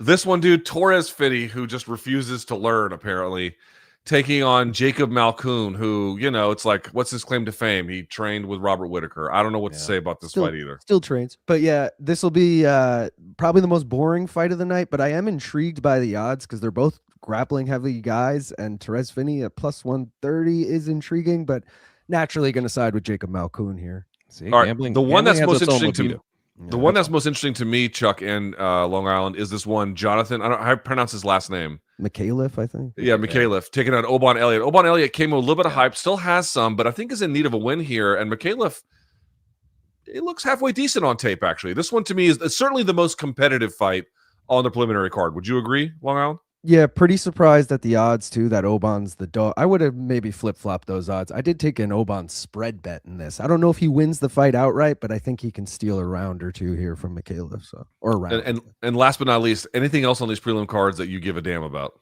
Well, the only other fight besides the road to UFC fights, Con Offley, who, you know, lost in the tough finale, 2 seasons ago, a season ago, taking on Yizha. I don't know. It sounds like the RZA, the Jizza, the Yizza. But I'm going to side with Con Offley. Is everywhere. Con Offley, I was really down on in his first 2 UFC fights. He looked like shit. He did sub Ricardo Ramos in his last fight, and I was pretty impressed by that. So, you know, maybe I think Yizza's got a lot of hype. He did get a quick KO his last time out, but he was on a 2-fight skid, I believe, before that. So naturally, I'm going with the Aussie there. All right, very good, Chuck. That was a smart way to, like. I'm glad you didn't go to me for those fights, man. I mean, you bring in they're a guy not. who pays attention to that shit. I mean, Like I said, are there some gems on the main card? Absolutely, 100%, no question about it. But Oban should be fun. I think that like coming off a loss and like so many people, like you talk to Europeans, you know, and they still talk about him like he's got something that we haven't seen yet. So I guess I'm still intrigued to see how far he can take things, especially coming off the loss here. And then last thing I'll say is I did hear that this guy, and I did a little bit of tape watching on Kaiichi Nakamura from the featherweight final. He looks to be the goods. He actually might be pretty interesting, but we're still, I think he's 7-1 or something like that, to double check. But we're so early into his UFC run that I don't know exactly what any of this is supposed to mean. You know, it's an important fight. It's a good fight, but we'll overall the prelims from the first one at Paramount Plus era were much better than this one. Is what we're saying, right? Significantly so. Yeah. All right. With that in mind, we'll put a pin in this. We'll come back to the boxing later. Long Island, we got time to do a little over under or rate that card? Yes, sir. Let's do it. All right. Let's go rate that card, guys. You know, we did it last week. We're doing it again this week. I'll explain it after the intro. Rank that card! It sucks. I did say rate, but it is rank. I apologize. You know, I keep saying rate myself, but because you're ranking, it's obviously it should be rank, but rate does roll off the tongue better. I don't know why. Anyways, I'm gonna pitch these to one of you at a time. You're just gonna give me most likely to least likely based on the question. You can both chime in, but I will pitch it back and forth. So LT, who's the New Zealand-born fighter with the best chance to win on Saturday? Aaron Tao is obviously out of this because his fight is off. So Junior Tafa or Dan Hooker? I'll say Junior Tafa. Wow. Okay. I mean, I think Dan Hooker's a much better fighter, but he's also got much tougher competition. So, yeah, probably Tafa. All right. I feel like Hooker's uphill battle, man. That's a tough one. All right, Chuck. Which undefeated fighter in the UFC has the biggest chance of losing on Saturday? Oh boy, Cameron Rouston, Quillen Salkild, or Therese Finney? Dude, look at these names. These sound like names from the Key and Peele sketch. Like Jamarius Rex. I know, yeah. Probably Torres Finney. All right. And then what? So rank them 1, 2, 3. So Therese is number 1. And then maybe Ralston and then Salki. I can't imagine that Quillen's gonna like shit the sheets in this one. I mean, this is set up for him to succeed here. True. LT, you agree or? It's the exact same. Yeah, I mean that is based on the odds, so that makes more sense. LT, who's the most likely to win by finish? Taliesin Teixeira, Benoit Saint Denis, or Quillen Salkild?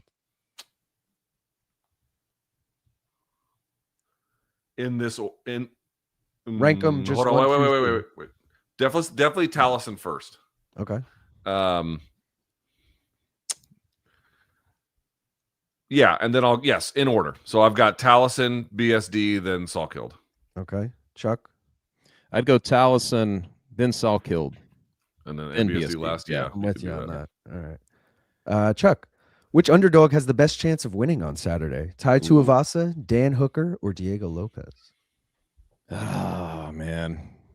I hate to contradict like when we talk about Volkanovski. I still will say Diego has a good chance, though. Like, I think if he makes those adjustments or if he comes in a little smarter, I'll go Diego top and then Tai Tuivasa and then Hooker.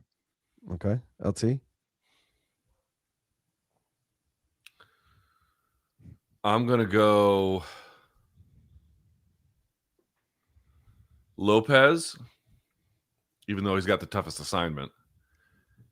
I'll go Ty, and then I'll go Dan. And again, I think Dan's better than Ty, obviously, but I think to the point Chuck made, just the timing of this fight, I just don't love it for him. I might flip-flop Ty and Hooker. I love Ty, but I'm very low on him. No, you don't. No, you don't. I do, man. I'll do there's value in betting on him. You're like, yo, fuck that guy. I'll do a shoey on stream if Ty wins. Calling it right now. All right. Wow. All right. Now we're talking. LT, most entertaining fighter on the card: Benoit Saint Denis, Tai Tuivasa, or Mauricio Hoofi? Well, up to this point, the answer has been Hoofi, but I don't know what we're going to get from him on Saturday.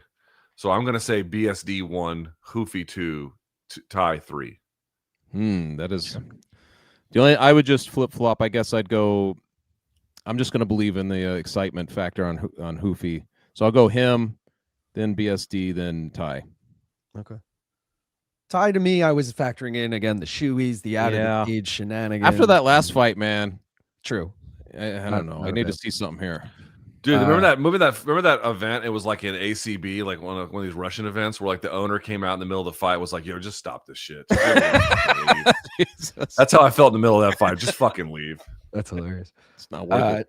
Chuck, who's the most likely to avoid a second straight loss? Cody Brundage, Junior Tafa, or Dan Hooker? Man. All right, I'll go Hooker, Tafa, Brundage. Okay. LT? I'll go Tafa,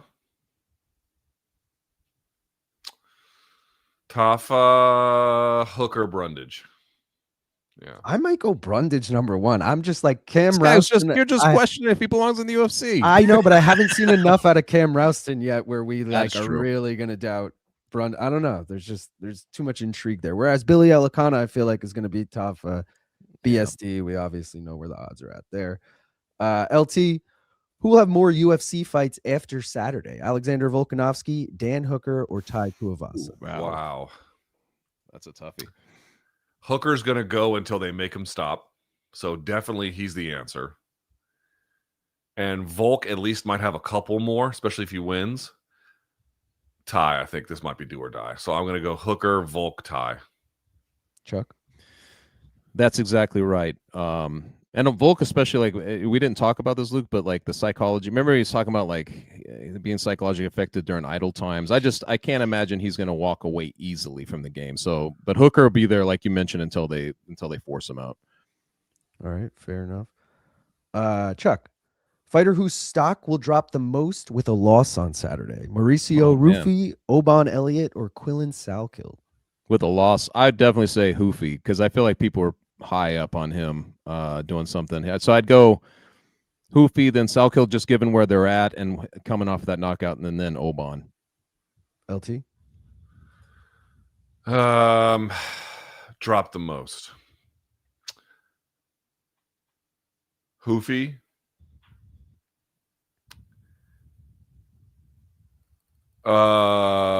Saul killed Elliott because Elliott's already lost, you know?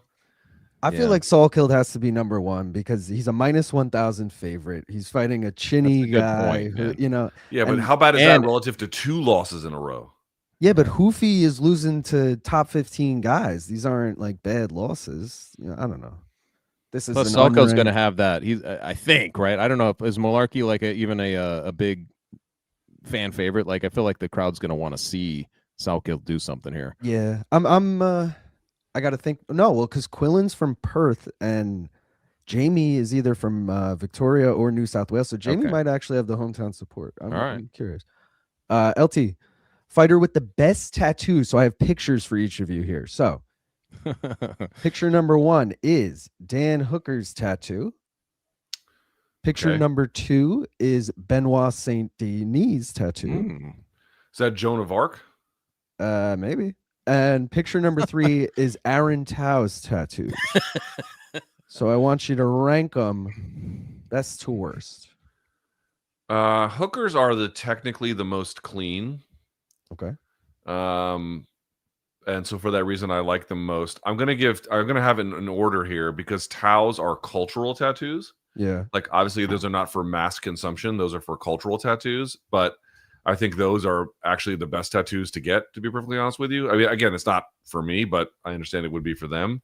So it might look a little weird to people who aren't from that thing, but those to me are much more legitimate tattoos than anything else. They're Maori tattoos. They're Maori tattoos, exactly. And Benoit's tattoo was not bad. It just looks kind of like a robot / Joan of Arc. I'm not sure what that is. Also, her left arm is really long in ways that her right arm is not. It's okay. It's okay, but no. I'm going to go with Hooker 1, Tao 2, BSD 3. Wow. Okay. Chuck? Well, I was going to say Tao 3, but I mean, now that you've kind of talked about it, I'm like, well, yeah, if you're going to get a tattoo, like you want it to be meaningful, right? Like, so I think I'd go the same order. I think I go the same order. I don't even know. The other tattoos are strictly decorative. Yeah. Whereas the cultural tattoo has some cultural decoration to it, obviously, but it carries significantly more meaning. So it's like, so how is that not 1 though? Huh?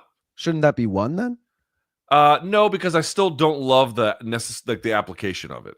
All right. Just on pure tattoo applying terms, All right. Fair enough. Last one, Chuck. Okay. The Australian with the best chance of being a UFC champion, Jonathan McAuliffe, Dom Marfan, who's fighting in the road to UFC final, or Quillen Salkild. Oh man. Well, Salkild, I'll say. Oh wait, sorry, I meant to preface. All three Okay. of them are 26 or under. That's why. Oh wow. Okay. All right. I'll say Salkild. I mean, and then is it Mikalev? How do we say his last name? I'm going McAuliffe. I don't know. Mikalev. Okay. And then Marfan. That's. Yeah. I haven't seen. To be completely honest, I haven't seen a ton from Marfan sets, so I feel like I'm kind of guessing on that one. That's fair. LT, you got any different, or are you going the same? Probably the same, right? Quillen won, and then after that, it's who gives a shit. All right, fair enough. That was Rank That Card, guys. Hope you enjoyed it. All right, very good. Thank you very much. All right, Chuck, we got to see you off. I know you're doing another broadcast later today, right? Tell the folks what you're doing. I'm jumping on the crack with Pizza Carol at the top of the hour. So, yeah. But you're going to be back with us on Monday, correct? I'll be back on Monday. We'll break down all the action that happened at UFC 325 and the boxing events, I'm sure, man. So it should be a fun one. Should be a fun one indeed. There's Chuck's socials. You can catch him on X, and you can catch him on IG, and you can catch him on the Crack. I don't know how to say it. We say Crack, Yeah, the Crack a little bit later today. Thank you, Iceman. I appreciate it. Thanks, man. See you guys. All right, there he goes. With that in mind, let's bring up our next guest. Gentlemen, do y'all remember the guy who asked Dana White about the Ali Act and TKO, and Dana told him to schedule an interview later, and then it never actually happened? But everyone was like, "Yo, these are great questions." Well, it turns out that my man, who is a boxing scribe and is part of the Porterway podcast, his name is Sean Zittel, and he now joins us to break down the weekend's boxing. There he is. Hey, Sean, what's going on, buddy? How you doing, Luke? Thanks for having me, brother. What do you have there in the background? My glasses aren't good enough. What's the video game machine back there? That's NFL Blitz. I actually have a authentic with a CRT screen NFL Blitz 99 upstairs, and this is the replica, the arcade one-up. So yeah, if you don't know, we gotta get you some mats underneath the weight bench so you can learn how to in case you got to drop the weights, you're not dropping them on fucking hardwood. No, I do. I got one. It's just it's not visible. But wait, there it is. Okay. You're recovering it. Very good. Yeah. Well, Sean, thank you so much for joining us. I greatly appreciate it. Let's talk. There's a huge slate of weekend boxing. We're not going to have to get too much into the weeds, but we want to at least keep our audience informed of some of the major parts of what is happening. And to me, that conversation starts with the ring card that's taking place. The official name of it is the Ring 4. This is Teofimo Lopes fighting Shakur Stevenson. It's a sold-out event in Madison Square Garden. 6 fights on this main card. Let's start with the main event itself. Lopes, obviously, this fight's at 140. Shakur coming in, I think, at 138.5 today in preparation for that. I saw someone, a columnist on Yahoo, Sean, describe this match as a bout between someone who is chaotic and uncalculated in Lopes versus the ultimate calculator, not the physical thing, but someone who makes that a priority in Shakur Stevenson. Do you agree with that framing?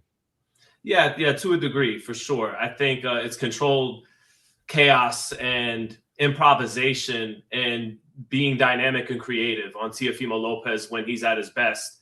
My guy, Chris Algieri, with a boxing scene, former world champion, says once Teo catches a rhythm, he gets into like a flow state. And again, becomes very creative with his offense, with his defense. He fights a lot off of his talent, his athleticism. And not just that alone, but Shakur is definitely the superior technician. I think to get right into the fight, I think the best case scenario for Teofimo, who, was born in Brooklyn, New York, but really cut his teeth as an amateur in South Florida. If he's going to win this fight, it's going to be Roy Jones against Bernard Hopkins. Roy Jones versus James Toney, though much more competitive, I think, if he can win this fight in that manner, because James Toney, I'm sure a lot of people listening do know, how to lose like 60 pounds in 60 days and was pretty drained for that Roy Jones fight. But point being, sometimes master technicians what can offset them is someone who's more athletic and faster than they are. And that can befuddle them a little bit, because usually a lot of the master technicians also have a great deal of hand speed, and timing beats speed. And that's part of why Shakur is the favorite here, along with being the more superior by the book technician and the more precise puncher, the more accurate guy when it comes to placing his shots. He's very sharp. And the name of the game is to hit and not get hit. And that's why Shakur is the favorite. He's a little bit more accurate than Teofimo is with his placement. His shots go from point A to point B in a straighter line up the middle. And when he does throw combinations, he's good at pinpointing each shot to the body, or using 2 decoy shots to set up a right hook sometimes. Very accurate with both hands, good, very accurate to the body. But Teofimo is the more gifted athlete between the two of them. And to kind of Chris Algieri saying he gets into a flow state, I'd say it's kind of like a streaky shooter. If he can catch a rhythm and get on fire in this fight, he can win this fight.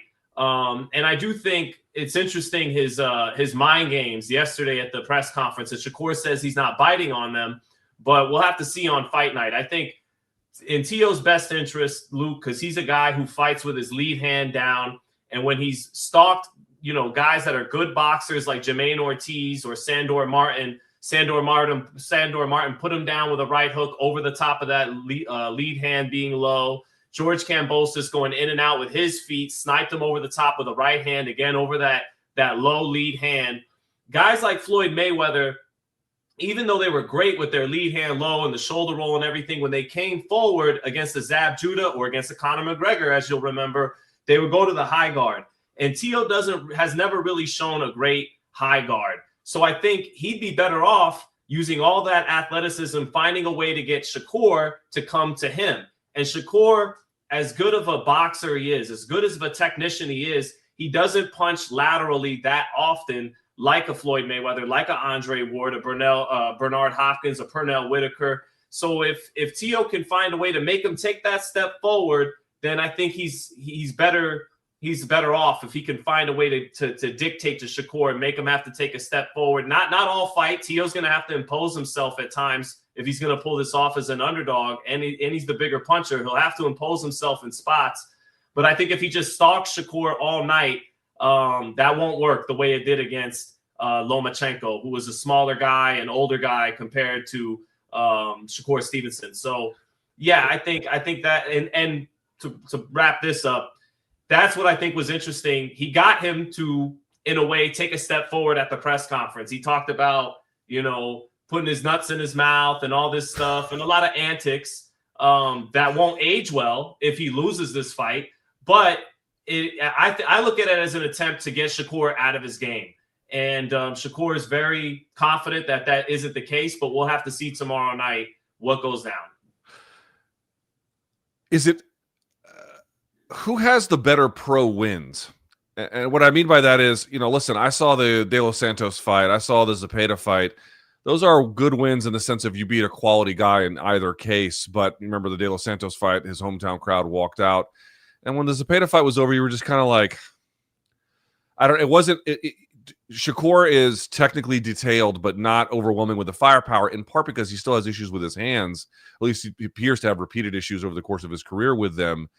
And yet you mentioned Lomachenko was a little bit old, but there was a certain dynamism to that win by Lopez as well. Who has the better pro wins to date? Even though I recognize Lopez having the loss on his record, or the surprising one to Kambosos, kind of undercuts it a little bit. But in terms of the wins, how do you evaluate who's really done better, especially of late?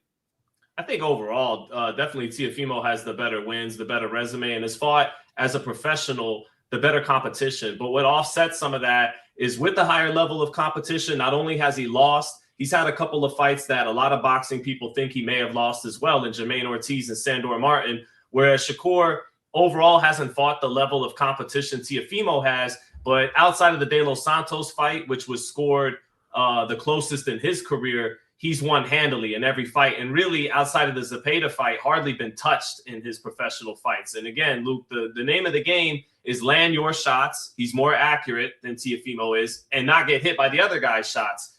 He's got better defense than Teofimo does. Now, again, like you're getting at, against not as high a level of opposition, and typically not as against as big a guys as Teofimo's been fighting the last couple of years. So that is what's interesting right there when it comes to level of opposition. One guy has the better wins and has overall fought the tougher competition, but the other guy has won by a wider margin than Teofimo has and has gotten hit a lot less. So that's how I'd answer that one. You mentioned the antics. I want to play a clip here. Shakur thinks Teofimo is doing all of this because he's actually nervous. Let's play this clip and then I want you to react to it. I think he's nervous and he's giving off energy as if he's trying to dilute his brain into believing things that are basically not going to happen. I just don't understand how he can dilute his brain into believing that when he didn't make Steve Claggett, that's his name, Steve Claggett, quit. He didn't make him quit. He didn't make George Kambosos quit. He did not make Lomachenko quit. So what in the world makes him think that he's going to make me quit? What do you think, Sean? I think at first, I didn't like Teofimo's energy heading into this fight. And Shakur are very focused and very on point, something he learned from a guy like Terrence Crawford. His eyes are on the prize and he's completely locked in. But then it felt like once the fight really got here, and the fight really starts at the press conference into the weigh-in, into fight night, that Teofimo showed up. The real Teofimo showed up. And I didn't get a sense from Teofimo that he was rattled. I actually think he was being calculated. Maybe he perceived some of what I perceive. How can I make this guy to get out of his game plan a little bit, who's always so technical and sharp? How can I make him make it more of a fight? How can I make him take that step forward Saturday night, as opposed to where he could take a step back and counter as good as he can with his step back game? So I didn't see Teo particularly rattled. I know, and actually, interestingly enough, Wally Moses, Shakur's trainer, who's an excellent trainer and helped build him from scratch, along with his cousin Zaquin Moses, who's a good young pro. But now he's all in the video. Like, usually Wally Moses plays the background, and usually it's Teofimo Sr. front and center. And Teofimo Sr. has been vocal at times, and Wally Moses pointed out the only reason he's not vocal here at the press conference is he was drunk last night and can't make it to this press conference. But I see Teo as being calculated and trying to find a way to get in Shakur's head, get him off his game a little bit. I didn't see him as particularly nervous, and actually I see him as conserving his energy for the moment. Now, we'll see again if those antics don't live up to the level of focus and drive of Shakur, who is supremely confident, who, unlike Teofimo, doesn't know how to lose. But to go back to that De Los Santos fight, and you mentioned Zepeda too, what is interesting is the one time Shakur fought someone who could really match him in terms of speed and timing and quickness was De Los Santos. And he beat him off the jab, but his offense took a big hindrance in that fight. He wasn't working his body shots. He wasn't working his combinations, his right hook. His straight left hand was sparse. And he really just won that fight off of one hand. Now, he says his other hand was hurt for that fight, and that's part of why he only beat De Los Santos with a jab. But the point is, and against Jeremiah Nakatia, too, a tall fighter from Africa who had some power on his right hand, those two fighters, and in particular De Los Santos, made him timid. Now, when you bring up Zepeda, I do think that fight will pay dividends for Shakur, because heading into Zepeda, he already knew he was a sharp boxer. He already knew he was a master technician. But what he found out, what I'm sure he was confident in himself about already, but what he proved was he's a dog too. So I think that Zepeda fight, where he stayed in the pocket a lot, he exchanged with Zepeda a lot, it was by far the most exciting fight of his career. It was kind of like his Mayweather-Maidana kind of fight.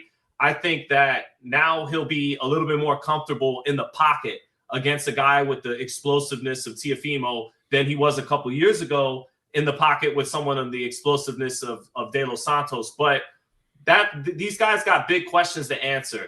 Will Shakur, against the best fighter he's ever fought, will he be a little bit more timid against the speed and the power the way he was against De Los Santos? Can Teofimo beat a guy who's excellent with the step back game, who could fight off the back foot as a great boxer? When he's been up against that look against other fighters, he hasn't looked as sharp as when he can play the counterpuncher. So that's why I say, again, he might be looking to find a way to make Shakur come forward a little bit more than he wants to, so he can do what he does best. And that is be the lead hand low, quicker fighter, the athletic fighter, the counter puncher at times, and not always have to go after this guy. Let's talk about this co-main event. Honestly, like, I'm not going to say it's more interesting than the main event, but it's certainly interesting. Jermaine Ortiz, as you mentioned, only 2 losses in his career, one of which was to Lopes, and as you indicated, a very, very shaky loss in that sense as well, given how it could have gone. A very, very technical fighter taking on the man of the hour, Keyshawn Davis, who in his last fight was supposed to have a homecoming in Newport News in the Virginia Tidewater area where he is from, the Norfolk, Virginia area. And he just fucked it all up. I mean, completely fucked it all up. And the whole fight got canceled. He ended up showing up there, getting into fights. The whole thing was a nightmare. Here he is. First question, is he still with Top Rank? But more importantly, I understand, or my understanding is, that Davis left working with Bomac, the trainer of, or at least the longtime trainer anyway, of Bud Crawford. What the hell's going on with Keyshawn Davis? And for all of the promising parts about his game and his future, how much do you still believe in it, just given everything that's happened over the last year? Yeah, you raised a lot of fair points, man. And he's giving a new young team a chance at it, which part of me likes, because a lot of times in the NFL, the NBA, it's about like who could get the new sexy offensive coordinator or the new young coach. Whereas in boxing, you pretty much retread the same names over and over again. Bomac, Freddie Roach a few years ago, he's gotten up there in age more so. And Robert Garcia and so on and so forth. But yeah, man, he winds up having an ugly falling out with Bomac. He blows the weight by almost an entire other weight class against De Los Santos, a fighter he handpicked for Top Rank. He is still with Top Rank.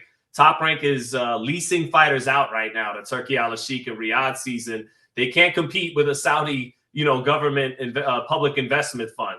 And I made a point on Twitter that got a lot of people upset where I said, this Teofimo Shakur fight is really built up by Top Rank. Teofimo and Shakur were built up on ESPN primetime slots where they got 1 million plus viewers a few times in their tenures with Top Rank.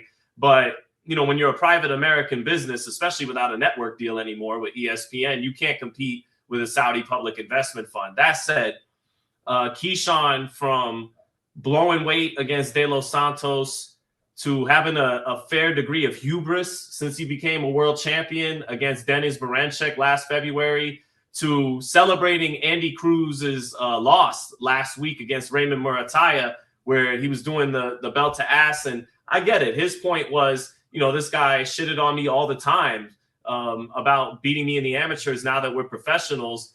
But, you didn't beat him, Keyshawn. Raymond Murataya beat him. And I used to ask Keyshawn about that. Like, isn't there a part of you that wants to right that wrong from the amateurs and fight him in the pros? And he would say, yeah, someday. But now it looks like that fight will never happen. Eddie Hearn's talking about moving Andy Cruz down to 130. Keyshawn's talking about going to 147. There's nothing but quality champions at 140, from Richardson Hitchens to Gary Antoine Russell to the winner of this fight. He's already ruled out Teofimo because he says Teofimo's terrified of him. He'll never fight Shakur Stevenson because how close they are if Shakur wins. The only guy he said he'll fight is Dalton Smith, who's the newest champion, because he says Dalton Smith can sell out arenas back in the United Kingdom. He wants to go to 147 and fight Devin Haney, who is a 3-division champion with more than double the amount of professional fights he has. So what I'm getting at, and he's promised a knockout of Jermaine Ortiz, who has fast hands, fast feet, is a very solid contender in his physical prime, arguably the most athletic fighter Keyshawn's fought to date, who has more professional experience than Keyshawn. He's fought Lomachenko and Teofimo to very difficult fights. And on his part, he's got to let his nuts hang all the way to the ground this time. Luke, every guy that steps through the octagon or steps in the ring lets him hang. But he coughed up the second half against Lomachenko, and he didn't do enough to win against Teofimo. He frustrated him. He made him look bad. He made the fight very close and even controversial to some people, but he didn't put his foot on the gas to actually walk away with the win. So this fight from Jermaine Ortiz, win or lose, I want to see him not leave anything on the table. If even go out on a shield if he has to. And for Keyshawn Davis, he's talked a lot of shit, and he's got to back it up Saturday night. He's promising a knockout, not just a win. I think he will win the fight, Luke, because he's got a little bit more sophistication to his arsenal, to his skills than Jermaine Ortiz, who, again, has quick hands, quick feet. Keyshawn's the better puncher. I'm interested to see how Keyshawn deals with Jermaine Ortiz's very quick feet, because Keyshawn keeps a wide base and he's actually a little bit flat-footed, but he's the better body puncher. He's more physical on the inside, and at long range, he has a hell of a right hand, and he's the better puncher between the two of them. But this is his first fight in a new weight class against a legit guy. But he looked a lot bigger at the press conference yesterday. So I do expect Keyshawn to win, but he has put himself into a situation where you better back it up, or else the critics and people on social media are going to cook him and be awfully loud about it, which I'm sure he doesn't really give a shit about, but you know how that goes. Also on this card, Carlos Adames will be putting up his WBC middleweight title against Austin. Off. Oh, the fight's off. He got sick today. Mm-hmm. Oh, Jesus. Yeah. Adames? Yeah. Oh, all right. Well, Shushu Carrington's on this card still against Carlos Castro, and then Jarrell Miller. Funny story, dude. I covered Jarrell Miller's fights in glory, sometimes in Europe. To see him out here after all of that, I know he's had PED failures left and right, stole a car allegedly one time. I mean, he's had a run. He's still on this card. I don't know what you could say about his career, but he's still present. I'll put it that way. He's still around. Yeah, I mean, I thought he beat Andy Ruiz in L.A. back at that Riyadh season Crawford-Abdulov card. I thought he beat him. That's a guy who's been pretty shameless since popping for a couple of steroids when he lost that Anthony Joshua fight. But he's for being such a big guy carrying so much weight, he's got some crazy volume. He never really been down. I mean, Daniel Dubois, man, now that off the top of the head, I can't remember if he got stopped right at the bell or if Dubois had him out on his feet at the bell in the final round. And Dubois is a big puncher. Big Baby Miller's a good shit talker. He throws a hell of a lot of punches. He's got really good punch resistance. I don't know if he'll ever hold a heavyweight title in the heavyweight division, but yeah, man, he talks a lot of shit, and except for Daniel Dubois, he tends to back it up. So we'll see what we get out of him. He's fighting in the five boroughs. He's fighting in New York City. He's from Brooklyn. Shushu's from Brooklyn. I think Bruce Carrington's going to win that fight, win his first full world title, and cry in the ring thereafter. But he is fighting a fighter in Carlos Castro who is not this come forward Mexican fighter, and kind of like Jermaine Ortiz against Keyshawn has been knocking on the door. He's come close. A lot of people thought he beat Stephen Fulton and dropped him in their fight during the Canelo Berlanga undercard. So, he keeps it long. And Bruce Carrington is a fighter who's a hell of a counter puncher, not always the best defense, fast hands, but sometimes as a great counter puncher, he waits to counter a little bit too much. And he can't do that against Carlos Castro, who's tall, rangy, got good feet. He's going to have to use some of the parts of his arsenal he's neglected in some fights recently, mainly his jab, some of his feints. He's going to have to initiate and punctuate. If he just waits to punctuate, just waits to counter, this fight could get away from him. But I expect him to win a world title on this card as well. I don't know if this is breaking news or not, but Zuffa Boxing's main event for Zuffa Boxing 3 is F.A. Ajagba versus Charles Martin. Is that news? So, yeah, I actually heard about that from my guys in the sport a couple weeks ago. Yeah, on Valentine's Day, F.A. Ajagba and Charles Martin. That's their first heavyweight toss-up. Let me tee you up, because they've got Rayo fighting this weekend, but also Top Rank has got this card in Puerto Rico trying to feature Xander Zayas. How do you feel about what Zuffa's doing just on the boxing side? Just forget about like the contracts, and you and I have been over that a million times, but on the boxing side, relative to what like Top Rank is able to do, relative to what Golden Boy is able to do right now, how do you feel about their boxing efforts? I think their first show was kind of underwhelming given the bravado they're coming into the sport with. Now, definitely you could argue it's more sustainable. They're coming in not blowing a lot of money on the talent right away and on the card, whereas PBC, when they had their first card, it was Keith Thurman versus Robert Guerrero. It was two legit guys at the top level. It was a bigger fight. It was a bigger card, but that's harder to sustain, as we found out over the last 10 years. And then for DAZN, their first foray was supposed to be Demetrius Andrade against Billy Joe Saunders. Billy Joe popped for something, and it wound up being Demetrius Andrade against Walter Kotandakwa, and Eddie Hearn wound up losing a bunch of money for DAZN on Demetrius Andrade. So to give them credit where it's due, they're not coming out the gates hot. They're not coming out the gates with a big name or a world championship level fighter in their main event, which was Callum Walsh against Carlos Ocampo, which wasn't really a good fight. I don't think Callum Walsh, who's decent, is a world champion material, but they did have some solid prospects on the undercard, and Troy Nash, Emiliano, Robert Garcia fight now, all of a sudden, Emiliano Cardenas, and most importantly to me, Robert Merriweather, who's a good young prospect at 20 years old. The matchmaking was solid, and the Julian Rodriguez, Kane Sandoval fight was solid too. It had a lot of action, but a lot of people are using the word sterile to describe the vibe in there, in that apex, metapex, whatever the fuck pex it is, the Mark Zuckerberg complex now. And the commentary kind of devolved. Like at first, you know, Max Kellerman and Andre Ward are dropping jewels. Max Kellerman is talking about how it takes a talented fighter to throw his lead right hand at a certain long distance and all that. But then eventually it just turned into the Zuffa boxing drinking game. Like, take a shot every time Joe Tessitore and Max Kellerman are trying to give you the hard sell on Zuffa boxing. And it just kind of, I'll use your word that I came up with as well. It's kind of felt soulless and dystopian. It felt like this is just another chip towards, you know, world domination for TKO and Ari Emanuel and the people running that ship. But the card did produce some good matchmaking and a lot of action.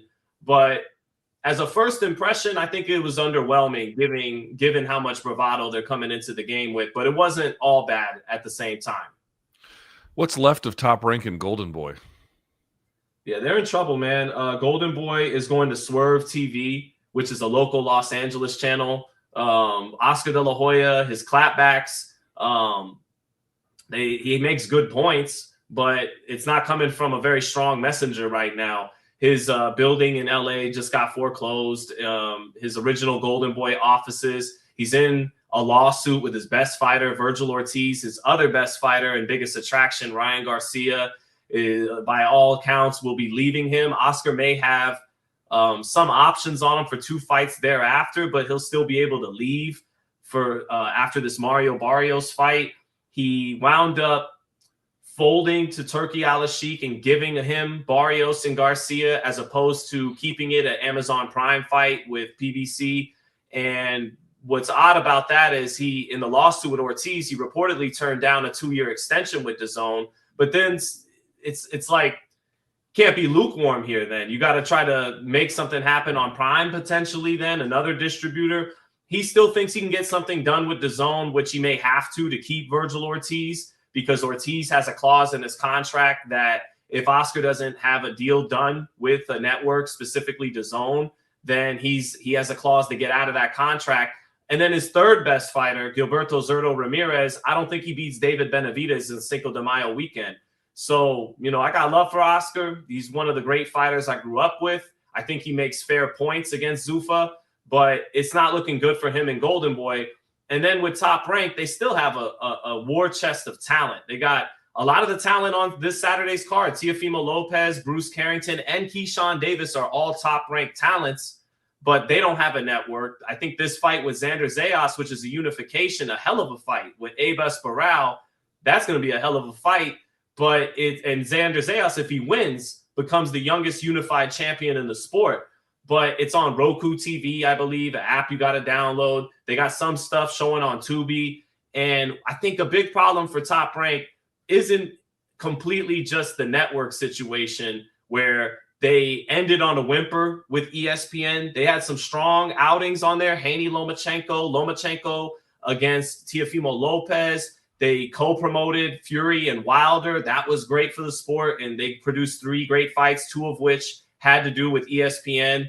But I think the big problem for them is who's the successor for Bob Arum. The jury is out big time on Todd DeBuff, who's been underneath, kind of like an underboss to Bob, and does a lot of the decision making. But the jury's out big time if Todd DeBuff is the kind of successor to Bob Arum. If he could take them forward for the next 60 years like Arum has for the last 60 years, I think if Arum was 20, 30 years younger, they'd be in better shape to withstand the storm of the Saudi Public Investment Fund and eventually offer a lucrative alternative to what Zuffa has going on.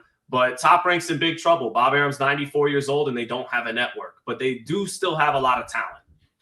There's a lot else going on this boxing weekend. Murtazaliev is back. There's a whole bunch of things, but we got to get it going. Sean, how can folks get more of your work, and what's your coverage plan for the weekend? Man, I'll be doing a live round-by-round watch party tomorrow night for the Bakram Murtazaliev fight overseas against Josh Kelly. That's a good scrap. And then the whole ring card, ring 6, Teofimo and Shakur, I'll be live for that as well. Me and my guy, Radio Raheem, we're going to drop our instant reactions to that. We're going to drop a reaction after the weigh-in, kind of give our final analysis on Teofimo and Shakur. We'll have analysis right after the fight. I'll be live during the fight. And yeah, man, I'm always in the gyms here in Las Vegas getting quotes from champions and guys coming up. And man, if you go to my channel, Sean Zittel, I got a ton of interviews despite not being in New York City for this card. The access isn't too great these days anyways when you cover fights, Luke. So if you can get around, tell me about it. Yeah. Right. If you can get around the local gyms and talk to fighters there, you might wind up with more interviews than you would sometimes flying out to a New York City. So I appreciate the time, man. Shout out to you, Luke. We had Lawrence Taylor, we had LaDainian Tomlinson, and now we got Luke Thomas. Yeah, the third LP. I'll take it. I also do coke and hang out with hookers. So me and the original LT we're killing it. We're killing it. Sean, thank you so much, man. We're looking forward to your coverage all weekend. We'll get you back on again soon. Thank you. Appreciate it, brother. There he goes. The great Sean Zittel. Can't recommend him enough. I got to figure out what's going on with my focus here on this here screen. All right. Let's remind everyone one more time. First of all, my coverage plan for the weekend. I'll be watching. I'm not going to watch the whole card, but I'm going to watch the main event for my watch along, I think, on Saturday. And then I'll do the post-fight show, the 325 post-fight show. I hope to God, Diego Lopes, I don't care if you win or lose, but if you don't cage cut, I'm going to kill you on air. All right, so there's that. Also, you can follow. We'll put it back up one more time. The socials here, as you can see, there's Chucks, who was here with us earlier. He's got a coverage plan, and then my stuff, and then MK stuff. Don't forget the Stranger Danger design, morningkombat.shop. Time is of the essence. You have today and tomorrow, and that is it. This goes away after that. So you can go to morningkombat.shop to get those. And also, don't forget morningkombat@gmail.com. We haven't done fan subs in a while. We haven't done dead wrongs in a while. We will still accept them. We should do those once a month. So we'll probably get that rotating back into the standard rotation here pretty soon. Long Island, why don't you promote what you got going on?